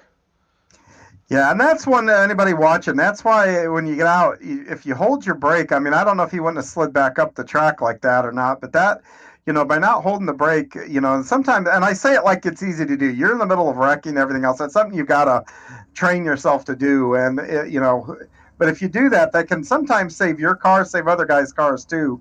And maybe not have those big hits like that. But like I said, I say it like it's easy to do, and it's not as easy as it sounds. Just put your foot on the brake. I promise it's not that easy. Well, we will look to go back to green, another Mission 22 restart, as Clevenger, Spangler, Clevenger, and Dittmer will be Hey, if you can point a camera off my nose real quick, and I don't know if it can focus in on the underneath the wing of that 87 in front of me. He's got dog tags. That is one of the coolest things I've seen, paint schemes that I've seen out here. It's got dog tags under that wing. It's very cool. Looking at those now.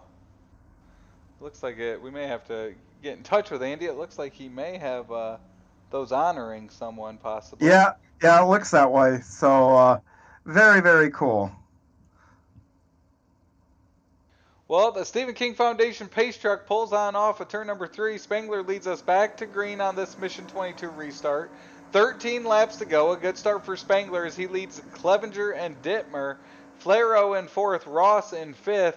As we get back to action, Donovan Ross trying to chase down Jeff Flaro, as that's Ross, the first driver, along with Randy Shreves down there on the inside through at least turns number 3. Ross, great momentum there to gain on Flaro. He'll make a move going into turn number 3. Great move by Ross as Flaro fights back on the outside. So Donovan Ross settles back into that 5th spot. Up front, it's still Patrick Spangler. He's got about a 1.5 second lead over Clevenger here, as Clevenger is trying to hold off Dittmer, Flaro, and Ross behind him.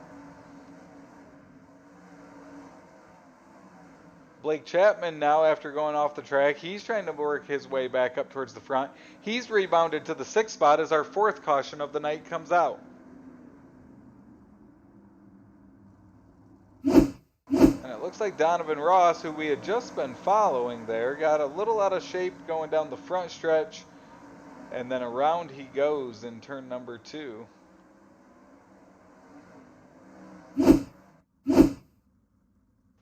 So they will get lined back up as they wait for that Stephen King Foundation pace car.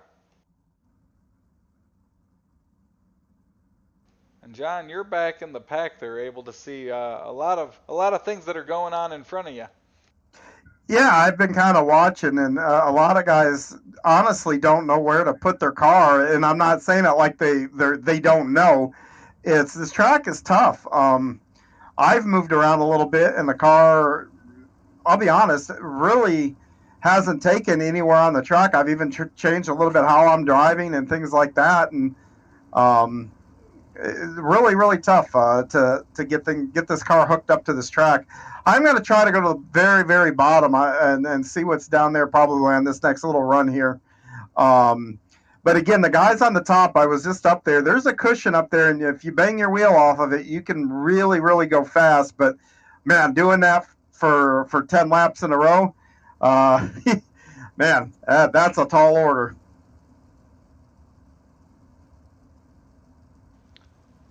So as we get back to green here shortly, the lights go off that pace truck. And an update for you, John, as you had brought it up, those dog tags are for Andy's son. Oh, very nice. So those are in memory of him. That's now my favorite car. Absolutely, that's very cool. Just really cool. So we'll go back to green here. Spangler still out front. He's got Clevenger. 9 laps to go. Dittmer is in 3rd. Flaro in 4th. Randy Shreves in 5th.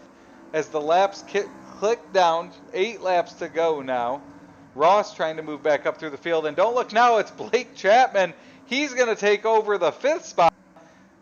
Almost takes over 4th for Flero before his momentum is taken away there. He'll have the momentum at the line, and he'll move into that 4th spot for a moment as he continues to work on Flero with Streves. So a great rebound for him. Oh, Dittmer went over. That'll allow Chapman to move up into 3rd, as now he's got his sights set on Clevenger in 2nd. Tons of momentum up around the outside. He'll lose it there on the 78. A big wreck on the backstretch. Nate Aldridge and Shreves goes over in turn number 3 as well.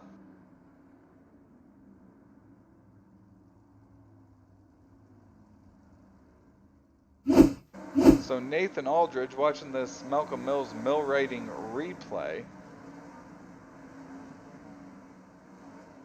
Oh, and it looks like Andy Patton got a little sideways there. Loss of momentum right in front of Aldridge. Nowhere for him to go. Yeah, I even got a little piece of it. I don't know if it was a wreck or if somebody came up behind me and just didn't want to brake under caution. So we're down to 5 laps to go here in the 410 feature event. Yeah, and if I was up there battling, I think I'd actually be on the bottom. I just in the last lap or two started figuring it out and started clicking off some pretty decent laps, to be honest with you.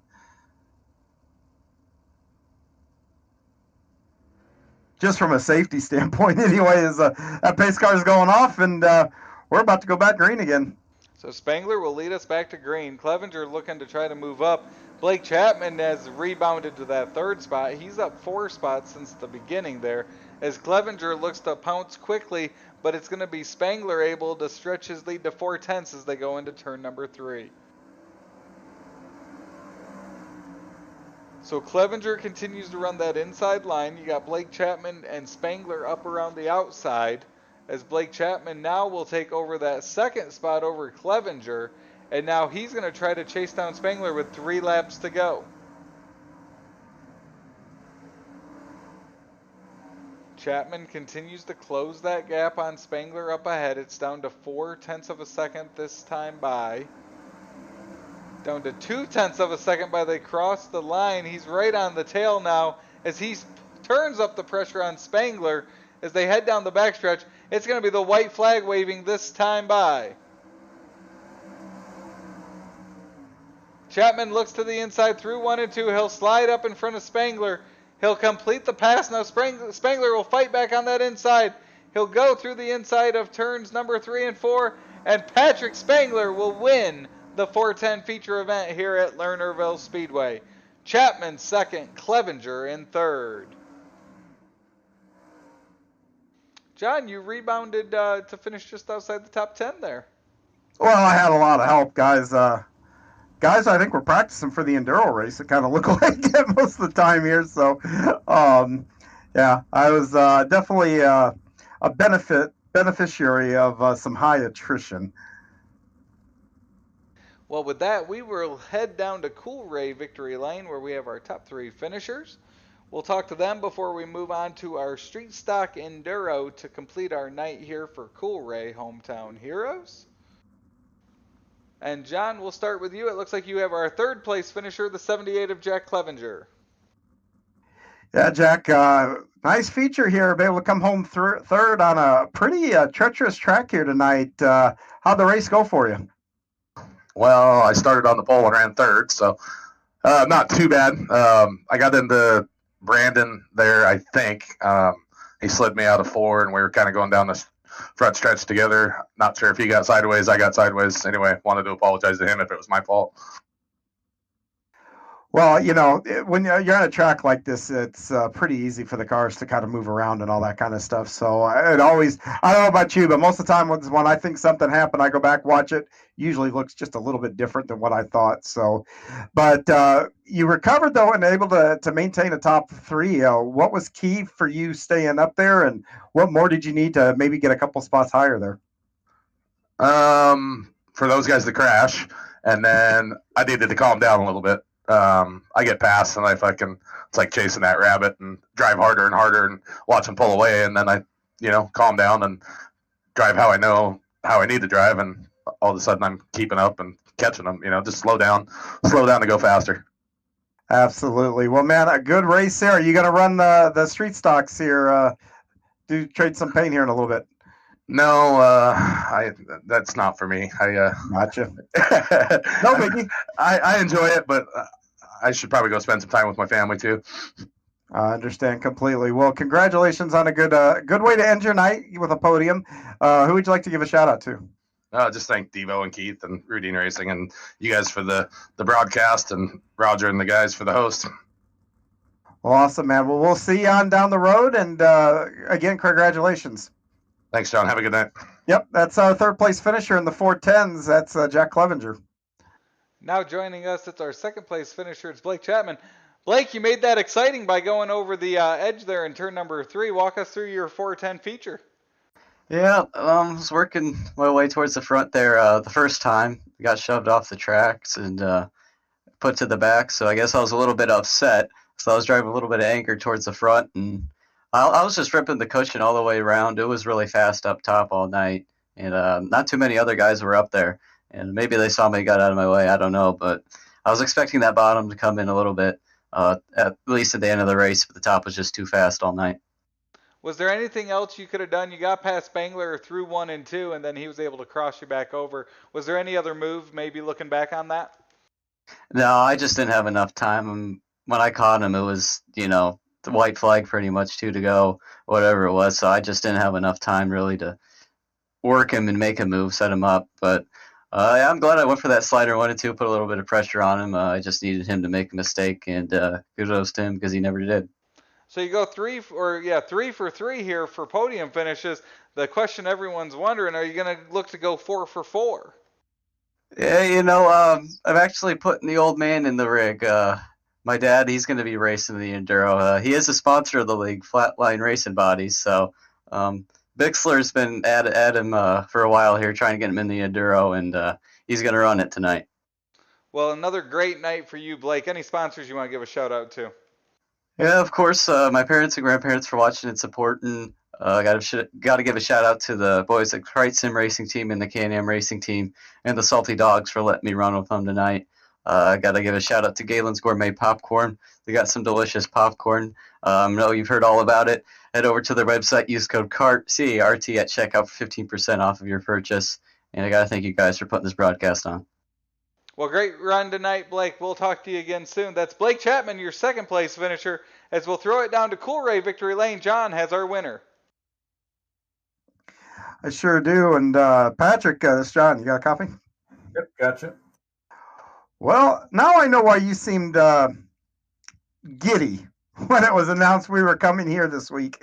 You like this track, and it shows. You didn't waste time. Right on the start, you made a good move to get around me. Unfortunately, that caution kind of set you back there. But after that, walk me through the race here for you, and how'd you get up front and stay up front? At the beginning, I just tried to hit in the bottom because I knew I could probably go up top, and maybe the momentum wasn't there. So it was pretty tacky. So I was going to try to get around there. And then I think I settled in behind Jack, so I just had to work on him and able to get a run off and pass him.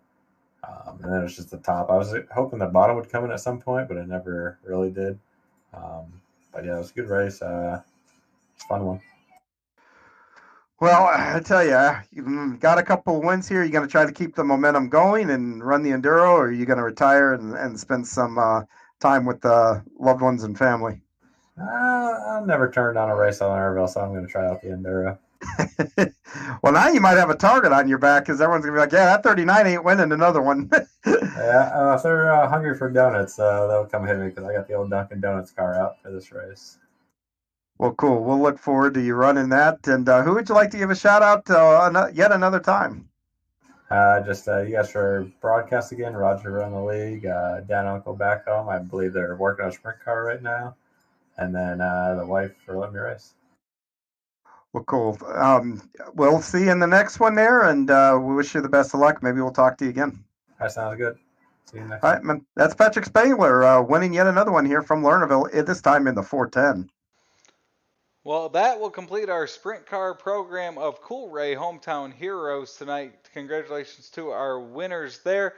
John, we're going to take a quick commercial break. When we come back, it's the highly anticipated Street Stock Enduro here at Lernerville. You're watching the Coast to Coast Racing League Network.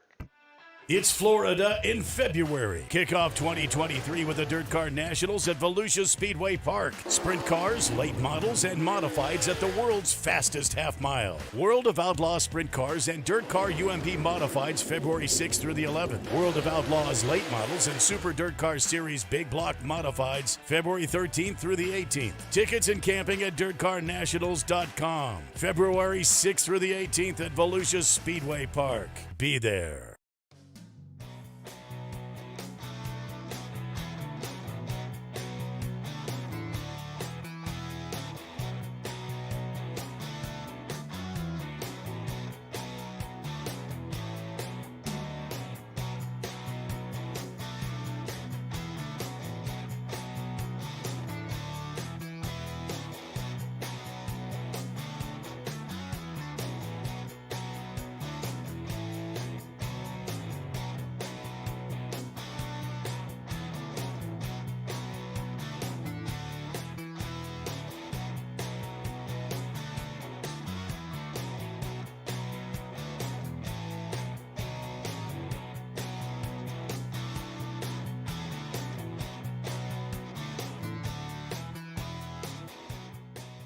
Hi, I'm Olivia Olson, Industrial Engineering Junior and club volleyball member here at Penn State.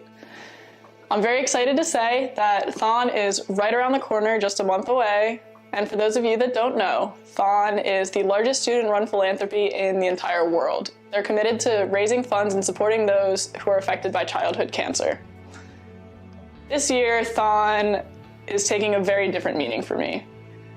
Last March, just as the weather was getting ready to turn, we were all super excited to go play some more outdoor volleyball. One of my best buddies, Jesse King, went home for a routine checkup. Fast forward 60 days later, and he's just waking up from a medically induced coma. 6 months later, he's just being released from the hospital after being diagnosed with non-Hodgkin's lymphoma. Now, kid's a fighter. He made it through chemo, radiation, and he's currently battling his way through extensive cognitive and physical therapies. He's doing great. He's finally letting out some of that personality that we've all been missing for so long. Luckily, the King family, thanks to 4 Diamonds, has yet to see a medical bill. There are a lot of families that can say the same out of all the good that's come out of this. So if you would like to join me and club volleyball in the fight against childhood cancer, please click the link to donate. Any size donation makes a world of difference for the King family and families alike. If donating at this time isn't the best option for you, please, please, please, please share this video, because the more eyes on it, the better, and every dollar truly does make a difference. In addition, any thoughts, prayers, good vibes are always greatly appreciated, because we just want our best buddy back at school with us. All that being said, please always remember to never take anything for granted. Tell the people around you that you love them loud and often, and even the smallest acts can make a world of difference. Many thanks and lots of love from me and the club volleyball family and all of those being supported by Thon and 4 Diamonds.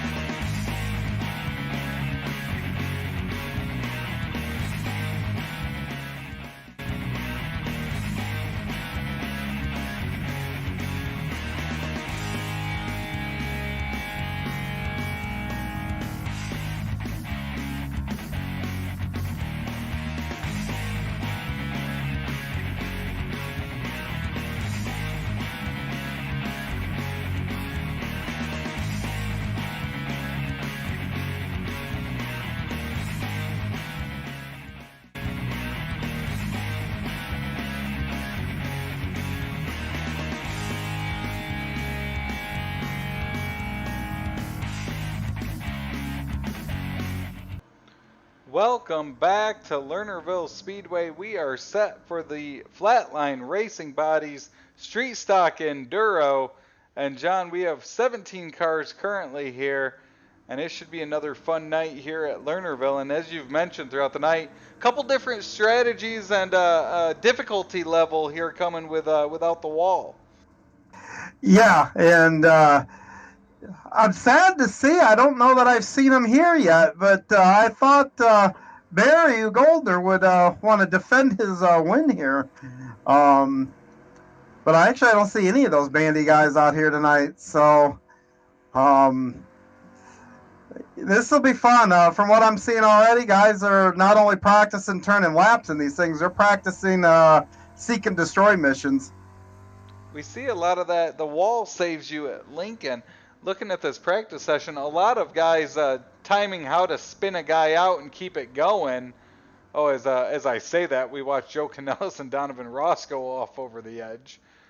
But maybe some different strategy coming in here tonight, especially after that strategy we saw last week with Barry Goldner. Yeah, and and practice here, I almost feel like I should be sandbagging in practice so I didn't look too fast and keep the thing off of keep the heat off of me. That could be another strategy.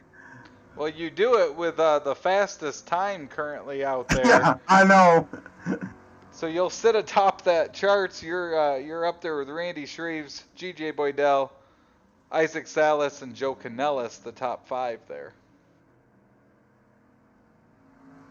Yeah, and I'll tell you, if you want to take the fast way around here, you're almost a sitting duck, because you can a guy can just drive it in slow on the bottom and drive it straight up the track and into you, and if he hits you, you've got nowhere to go except for over that edge. So we excuse me, I sneezed and hit the wall at the same time.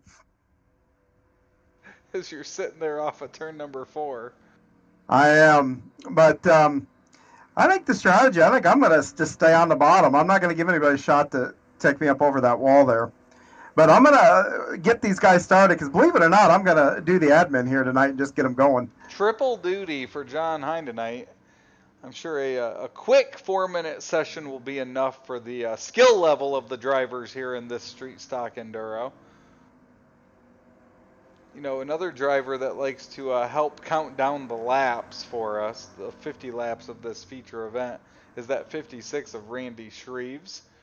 We've seen him get up front and count down the laps here as we move on to week number 6 of the Street Stock Enduro. Of course, the point standings here in the Street Stocks presented by A&J Custom Creations. Brandon Dittmer is actually your points leader as they go flying off of turn number 2. Brandon Dittmer leads Randy Shreves by 1 point. Jeff Flaro 3rd. He's 1 point up on 4th, Nathan Aldridge. And then it's Barry Goldner, last week's winner, currently in 5th.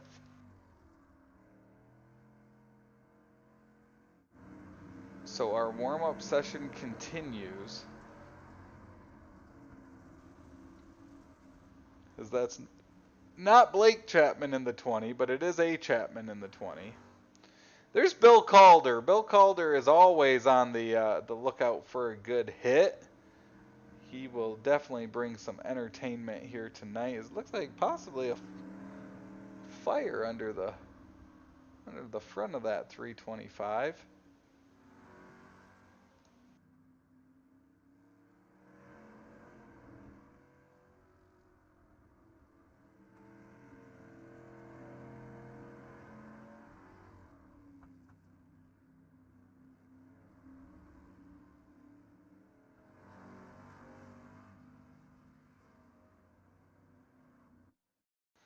And with that, we will come to a close. And we're going to get this lined up and ready to go as they shake up the deck. And your starting lineup looks like this. Starting first, it's Patrick Spangler next to Randy Shreves. Isaac Salas third next to Jeff Flaro. Starting fifth, it is Blake Chapman's father. Sixth, Brandon Dittmer. Seventh, Andy Patton. Eighth, Donovan Ross. Rounding out your top 10, it's Nathan Aldrich and Joe Canellis. Starting 11th are in-race reporter John Hine and Pat Boyce. Starting 13th, GJ Boydell next to Roland Olson. 15th, Stephen Bixler next to Jeffrey Kemper. And 17th is Bill Calder. You know, John, I think the last time you pulled double duty for this one, you ended up upside down at one point with fluids leaking. Yeah, I did. That was the least of my worries too. So they were already talking smack in the team or in the chat down there, and my number was coming up again. So I don't know. Maybe they think they get some airtime by wiping me out. So we'll have to definitely keep our eyes open here. But these guys have a lot of fun here. But what I'm looking forward, and hopefully it doesn't happen to me first, but I'm ready to see someone coming over the edge and landing on top of another car and see if they can stick the landing and just ride around on the top of them. You know what, John? I'm seeing a lot of things here. I'm also seeing there is some new sponsors in this one.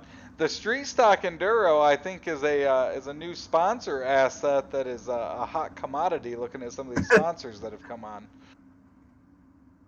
Isaac Salas has a nice looking dirt car series racing number 5 up front. Of course, Dittmer has his Salty Dog Killer there. Mountain Dew. It's the series everyone wants to be a part of, John, and you're a part of it tonight. We'll see how big of a part of it you are. Yeah. As we dive down here, there's the big first test is getting through here where we're all bunched up, and wow, everyone's almost behaved themselves here. Oh, it looks like a big bunch up towards the front, though. Isaac Salas, Flaro together. Oh, there goes Chapman into Shreves. Shreves and Donovan Ross are off. So they work number 2. Dittmer is on his way up front. Flaro will go over the edge of turn number 2 there. As it's Spangler out front. Salas second. Dittmer in third as Aldridge is having issues. There's Bill Calder right in front of his teammate. Around goes Isaac Salas. Right in front of Pat Boyce. And then Flaro will get caught up in that one. You know, one thing, John, this track brings is a little bit of banking that'll pull some of those cars down the track as they're wrecking. Yes. And the big thing here is as these things are going around here, it might be a different track and different surroundings. I'm going to tell you right now, early on, it's the same Salty Dog team. Same Salty Dog deed, and Bixler's around. John will make it past him. Well, and I'll tell you, you can grab Bixler and bring him up here. We'll talk to him. So we'll grab him. You've currently got a Salty Dog behind you. It looks like he's trying to chase you down.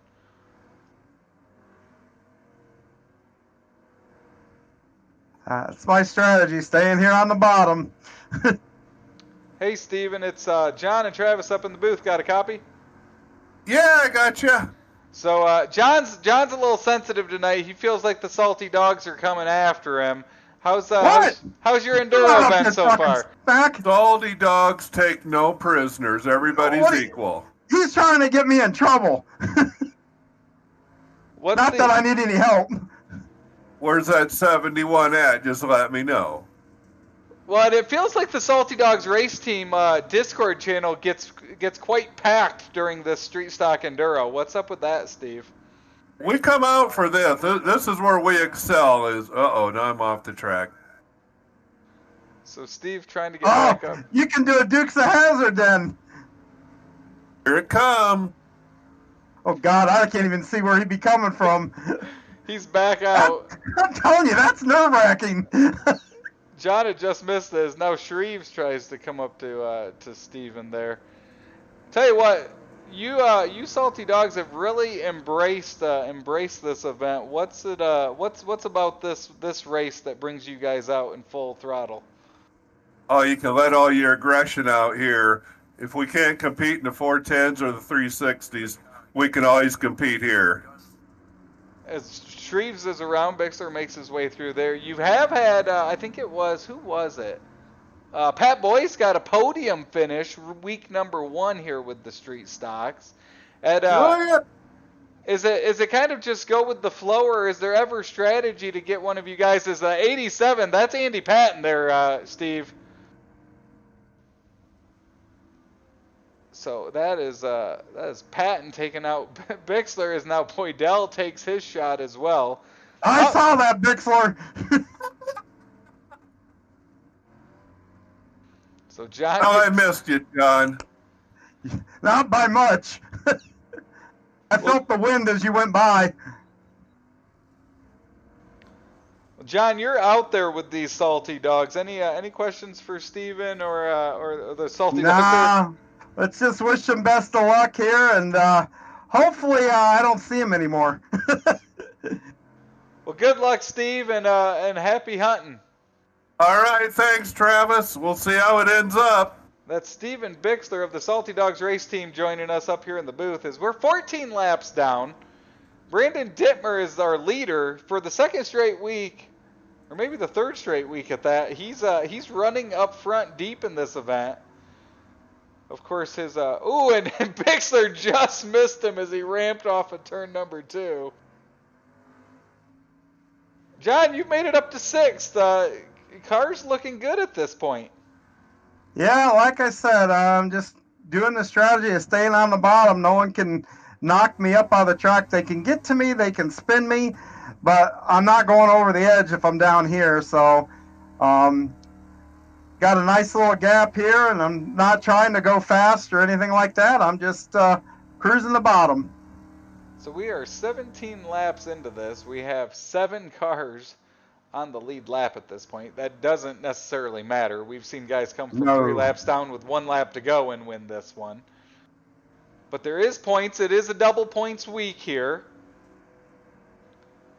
As Brandon Dittmer continues to lead. Of course, the photos on his car, Roger Craig not here tonight.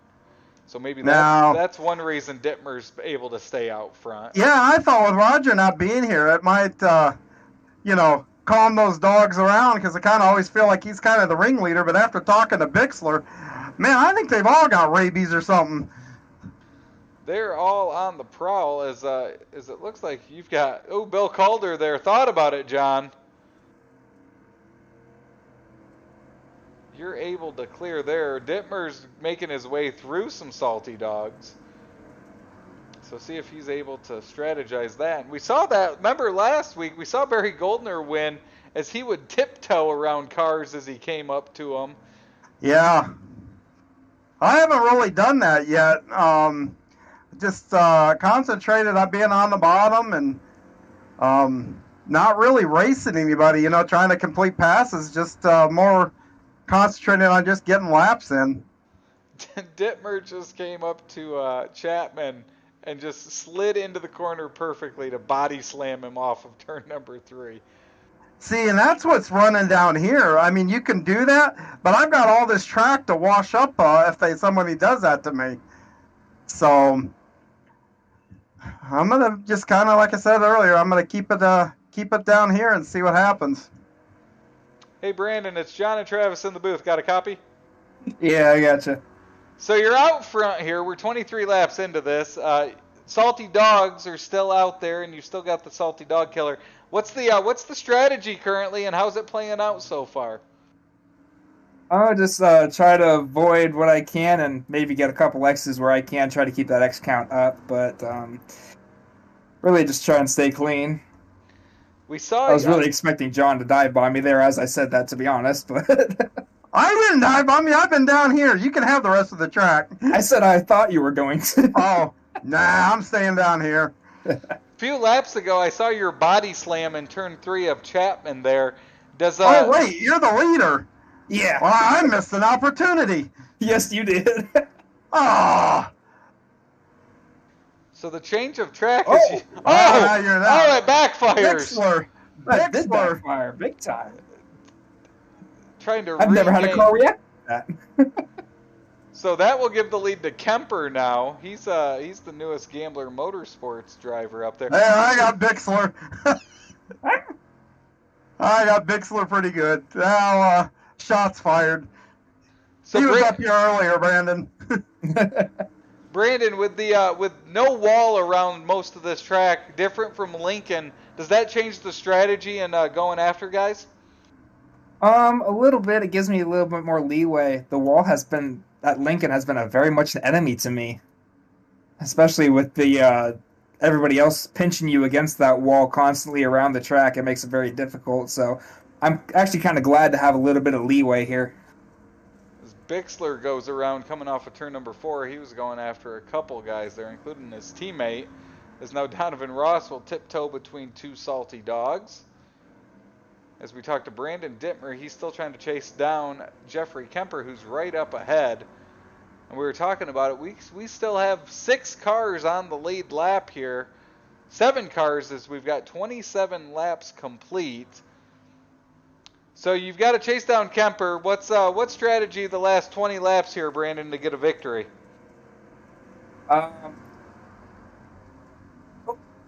Whoa! And part the Red Sea. Did you get through there? I did get through there. Oh my gosh. Just try to do more of that is what I'm going to try to do. Great driving by both guys up in the booth. Well, Brandon, we'll send you back down. Thanks for chatting with us. Oh, as he gets into Joe Canellis, it looks like. And that will hand the lead over to Spangler. That's Brandon Dittmer. Thanks for joining us, Brandon. Yeah, thanks for having me. So that will shake things up. Spangler then gets into Andy Patton. Andy Patton's been aggressive here tonight. So that hands the lead back to Kemper. Go grab the leader. Get Kemper up here. As he's down here all alone in the Gambler Motorsports booth. Hey, Jeff, it's Travis and John in the booth. Got a copy? Yeah, I got a copy. So Gambler Motorsports running 1st and 4th here. How's this playing out for you so far here at Lernerville? It's working out pretty good. I did get black flag at the beginning for passing on the inside, but yeah, we seem to be holding on all right here. You'll split the difference of Jeff Flero Flero almost clips you. Jeff, stay on the bottom, man. That's what I'm doing. They can't knock you over the cushion if you're down there. Sounds good. That was my thinking also. So we have, we're currently in the Gambler Motorsports Discord room. Pretty much. As Nathan Aldridge slow, John Hine trying to move around him. Boydell, he's currently in 6th. As he's got a couple salty dogs ahead of him. We have Pat Boyce of the Salty Dogs, another great run for him. He's in the top 5. But out front, it's and Kemper, you've got Spangler right behind you now. We'll see how this battle with 15 laps to go plays out. Oh, we're that close to the end. Oh, someone took a shot at you, Jeff. Yeah, I saw that. Unsalty Dogs, for some reason, they had a pill draw and they were all in the back with it. Yeah, but you got that number 1. You need to slow down and be careful on those guys. You got a big target on you now. Well, so he's got Spangler. Okay, that's for sure. He's got Spangler right in front of him now, John, and Spangler is just going for it. He is not holding up at all as he tries to move around the 5 of Isaac Salas. Isaac's in 3rd. Oh, and he does. He'll take a shot at Spangler. That opens it up for Kemper. And John Hine will also move up. Oh, I'm sorry, John's 1 lap behind. So it's Kemper and Spangler that are on the same lead lap. That's good because my black flag's only 10 seconds, so I should be able to hold a good position, I think. Spangler just went off the edge of 3 and 4, so that'll open up your gap. You're currently almost 8 seconds. I had to protect my teammate. I didn't want him getting an angle. So you took out Spangler? Yep. There's John Hine popping back onto the track. Yep. I saw him coming up there, and I just waited, and I took him over the edge there to, like I said, give my teammate some room.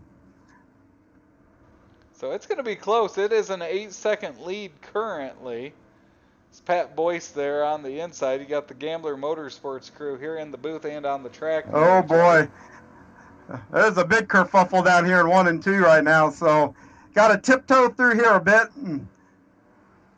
It's kind of funny, but at this point in time in the race, I feel lucky every time we get through a corner without getting wrecked.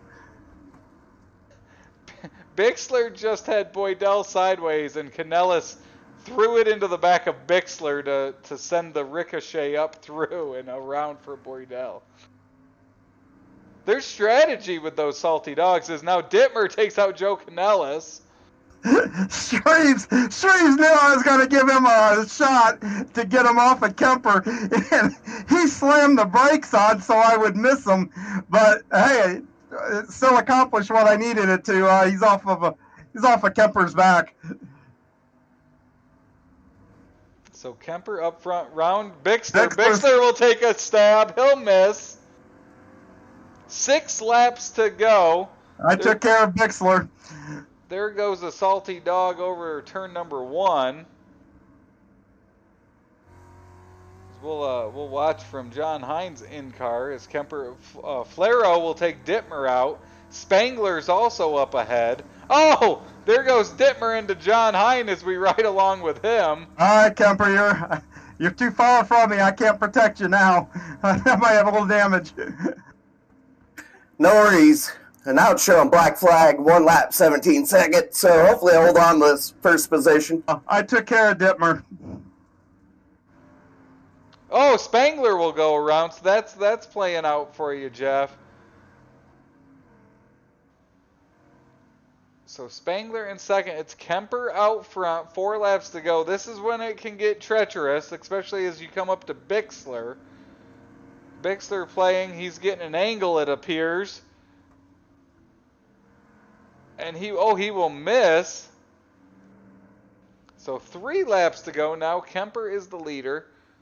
Yeah, he's only got a 1.5 seconds over Spangler, and Spangler's just now coming into 3. So. Oh, Kemper goes around. Oh, that's going to give Spangler the lead.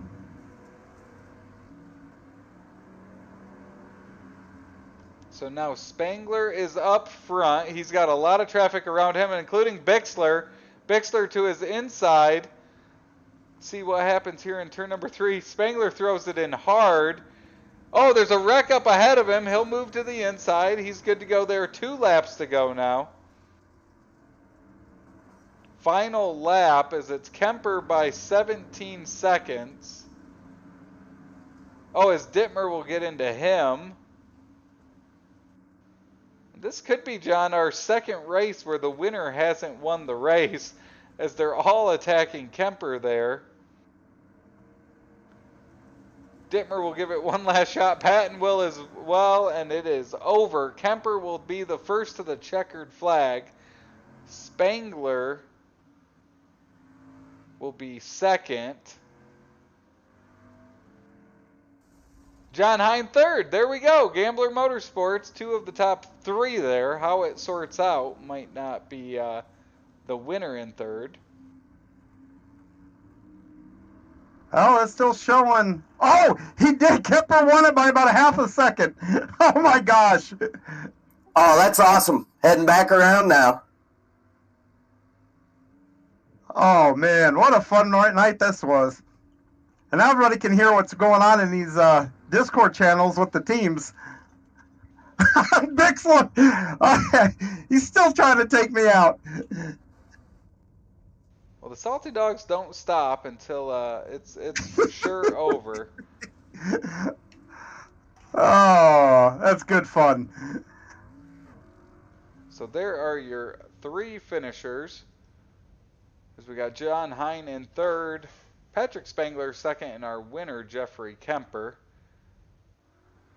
So, John, I'll start with you. You had a strategy there that came into play. You're able to finish third, and then you also jumped in and helped out a teammate there along the way. Yeah, once I realized I probably didn't have a big shot. I mean, I suppose I could have been taking people out, but I was just trying to be Jeff's wingman there, and what a cool night. And staying on the bottom. I mean, you know what? I never was trying to set fast time or anything like that. And some guys got to me, but honestly, all it did was knock me up into the second or third line, and it was pretty easy to recover and keep going. And I didn't get any real damage until maybe the last 5-10 laps or so. And most of that was self-inflicted because that's when I started knocking guys that I could see that had good angles on Jeff. So we did it to ourselves. So good night. So I'm pretty happy. We'll take a third. Was there any noticeable changes with the change of venue that you thought came into play tonight? I think we're comparing apples to oranges because they're at Lincoln. It's so much more compact. You have that wall. It has more of a gladiator in in Rome, the Colosseum, that kind of feel, everybody real close up, personal, that kind of stuff. Here you've got more room, and so it's easier to navigate. You saw that where Dittmer and I, split the middle. I don't know that you could do that there at Lincoln. I think that track is just too narrow, too small. So when guys get together, they generally almost, block the track. Here, guys go over instead of staying down or bouncing back down the track. So navigating around, at least to me, it felt like it was a little easier here than it is at Lincoln. Definitely a little bit harder to keep the car clean there. Well, it was a good run of top three, top three doing double duty here for us. Any sponsors you want to thank, John? Yeah, just the usual suspects. I want to say hi to Andy out at Cool Ray. Hope he's having safe travels. We want to get him back here sooner rather than later, so we can get your butt in one of these. Want to say hi to Brenna over at the cruise shop, cruiseshopfw.com if anybody needs to take a vacation. Who else is on this car? eSpeed TV, and I want to thank Travis, and you let me be a partner of your guys's and come and do some of your broadcasts with you. Want to thank my Gambler teammates. Man, we just have a lot of fun. We've been at this for a long time here all together. We've had a lot of good times, and can't wait to have a lot, can let the good times continue here. And congratulate Jeff on a win and Patrick on a second. That wraps up a pretty good night for Patrick. And everybody who watched, you know what? Sign up for C2CRL.com. Come out and throw some mud with us. It's a lot of fun, and these things are pretty neat to do. So that is John Hine, our third place finisher. I'll bring up our second place finisher now. It's the 39 of Patrick Spangler. Patrick, you had some opportunities there with Kemper. How did it play out there at the end, and what was your strategy coming into the night? Didn't really know what to do. I like running the street stock, so I knew the top line was fast, but it's also dangerous when you have people like John Hine behind you trying to hit you off the track. No, that was a good hit. I had to protect my teammate, man. Yeah, that's all good. Just trying to stay on the track and avoid taking a pit. I took a few big hits, but I was just trying to avoid taking a pit because you'd lose quite a bit of laps once you go in the pit. So, just trying to keep it clean and watch out for those brown cars out there. John, Jeff, you both raced out there with Patrick. Any questions for him or final hits you want to take? Nah, just fun racing with you. Sorry I knocked you over the edge there. I kind of felt like I had to do it to protect my teammate. But that's a good night for you, though, Patrick. Congratulations on a real. You podiumed him in all of them, didn't you? Yeah, I think Dittmer was set up to hit Kemper over turn 3 and 4, but somebody went in front of me, said and blocked him, so he wasn't able to get to him. So we're trying the other way too. Yep, that's what these things are about. We got this round, and God knows you guys might get the next round. So hopefully there's not some gambler targets and not salty dog targets on that car next week. I still think we all need to gang up on the salty dog guys myself, but that's another conversation that we probably need to have in top secret, so it comes as a surprise. Yeah, there's all the brown cards every turn you made out there. There were so many. I know. And the thing is, and I've said it, I told Roger, I was like, USOBs, you did that on purpose because when one of you did something, you didn't know who it was because, hell, they all look alike. Yeah, and I don't know if you guys saw on the broadcast, but Roland went off turn 2, and I think he did about 10 to 15 barrel rolls through the air all the way down to the tree line. It was I was laughing. Bixler had one of those off of turn number 2 at one point as well. Yeah, I'm in VR, man. That'd make me sick. So, but anyway, congratulations, Patrick. Very nice night. Very well done all night, man. Any before we shut it down, Patrick, any sponsors you wanna give a shout out to? Just you for all the good racing broadcast you put on tonight, and John and the good clean racing. A lot better green flags here at Lernerville. And see you guys tomorrow night at the Modifieds. Thank Roger for running the league, Dad and Uncle back home, and Triangles Racing. Well, that is our Thanks, second place. Patrick, for the fun run.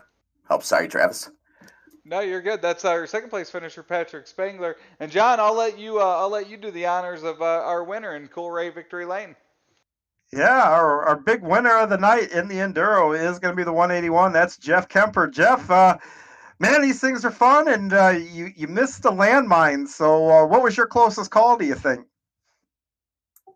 Oh, man, there were so many of them. I don't think I could pick anything out. I'm sweating to death over here. I was wheeling that thing around. Definitely used my brake, kind of judging which way cars were going, making sure that if they weren't in reverse, I'd go behind them when they spun out. And, oh, man, it's just wheeling around. It was crazy. I actually didn't have to pit this time, which I lucked out with because you might have heard that I had the black flag and I was down a lap in 17 seconds, I think it was. So, oh, man, that was a fun run. Great time. Well, you just joined a new team here recently, and it seems like joining that team just paid off a bit, huh? Oh, absolutely, man. I appreciate all the blocking. And, yeah, I was running right behind you there for a while. It's like, all right, we'll keep you out front. You can take some of the damage, spin people out of the way, and I can gauge which way you're going and shoot around. Yeah, that was a lot of fun there, teaming up at the end there. And, if you were to, I don't know what your overall strategy was coming in there, but how close did you stick to what you thought you had to do to turn out what you ended up doing? Was it close? Well, I definitely knew I was going to hang to the inside like we were talking about. Yeah, I didn't want to play with the outside too much. A couple times I got knocked off out there, though, and I was able to pretty much drift the car all the way around it, get back in the track without too much carnage. So that worked out good. It was nice to have a high pill draw, so I started way back in the field. That definitely helped, and just kind of followed people, seeing how they were going to react, and everyone started hitting each other, and it was just a chess game at that match, and find your holes. Well, but I'm happy you got to park it in Victory Lane. This is your first Enduro win, isn't it? I think last season or the season before I got a win, but definitely the first this year. Nice. Well, man, floor is yours. Who would you like to give a shout out to for parking in Victory Lane? Yeah, I got to thank my girlfriend, Alicia. Got to thank family. Definitely got to thank you, John, and Gambler Motorsports for picking me up, helping me out. A lot of advice going on in there that I'm learning quite a bit. That's been awesome. Like to thank Cool Ray, Travis. Like to thank Extreme eSpeed TV, Lynn Gear Company. My company allows me to mess around with a little bit of racing stuff here and there at work. If you're ever looking for power transmission parts, whether it's gears or sprockets, look them up online, Lynn Gear Company, and just everyone else who puts it on, all the Coast2Coast Racing League. Sounds like that dog's pissed you didn't thank them. You better get that in. Yeah, that's Cookie. I'll definitely thank her also. I think someone started to walk up outside, so she's a little protective. Well, she's doing her job, so good for her. And, man, again, congratulations on the win. Well done, well deserved, and hopefully it's the first of many this year. Thanks, John, and thank you, Travis. Yep, that's Jeff Kemper, our winner in our Enduro from Lernerville here. And Travis, what a night, man. We saw some good racing, some crazy racing to finish it off. But all in all, once again, Hometown Heroes just doesn't fail to deliver a great night of entertainment. Another great Cool Ray Hometown Heroes night here on Wednesday night. John, we'll be back tomorrow night for Flatline Racing Body's Thursday night Thunder. As always, we appreciate you tuning in to the Coast2Coast Racing League Network. We will be back tomorrow night, and we hope to see you at the track again soon.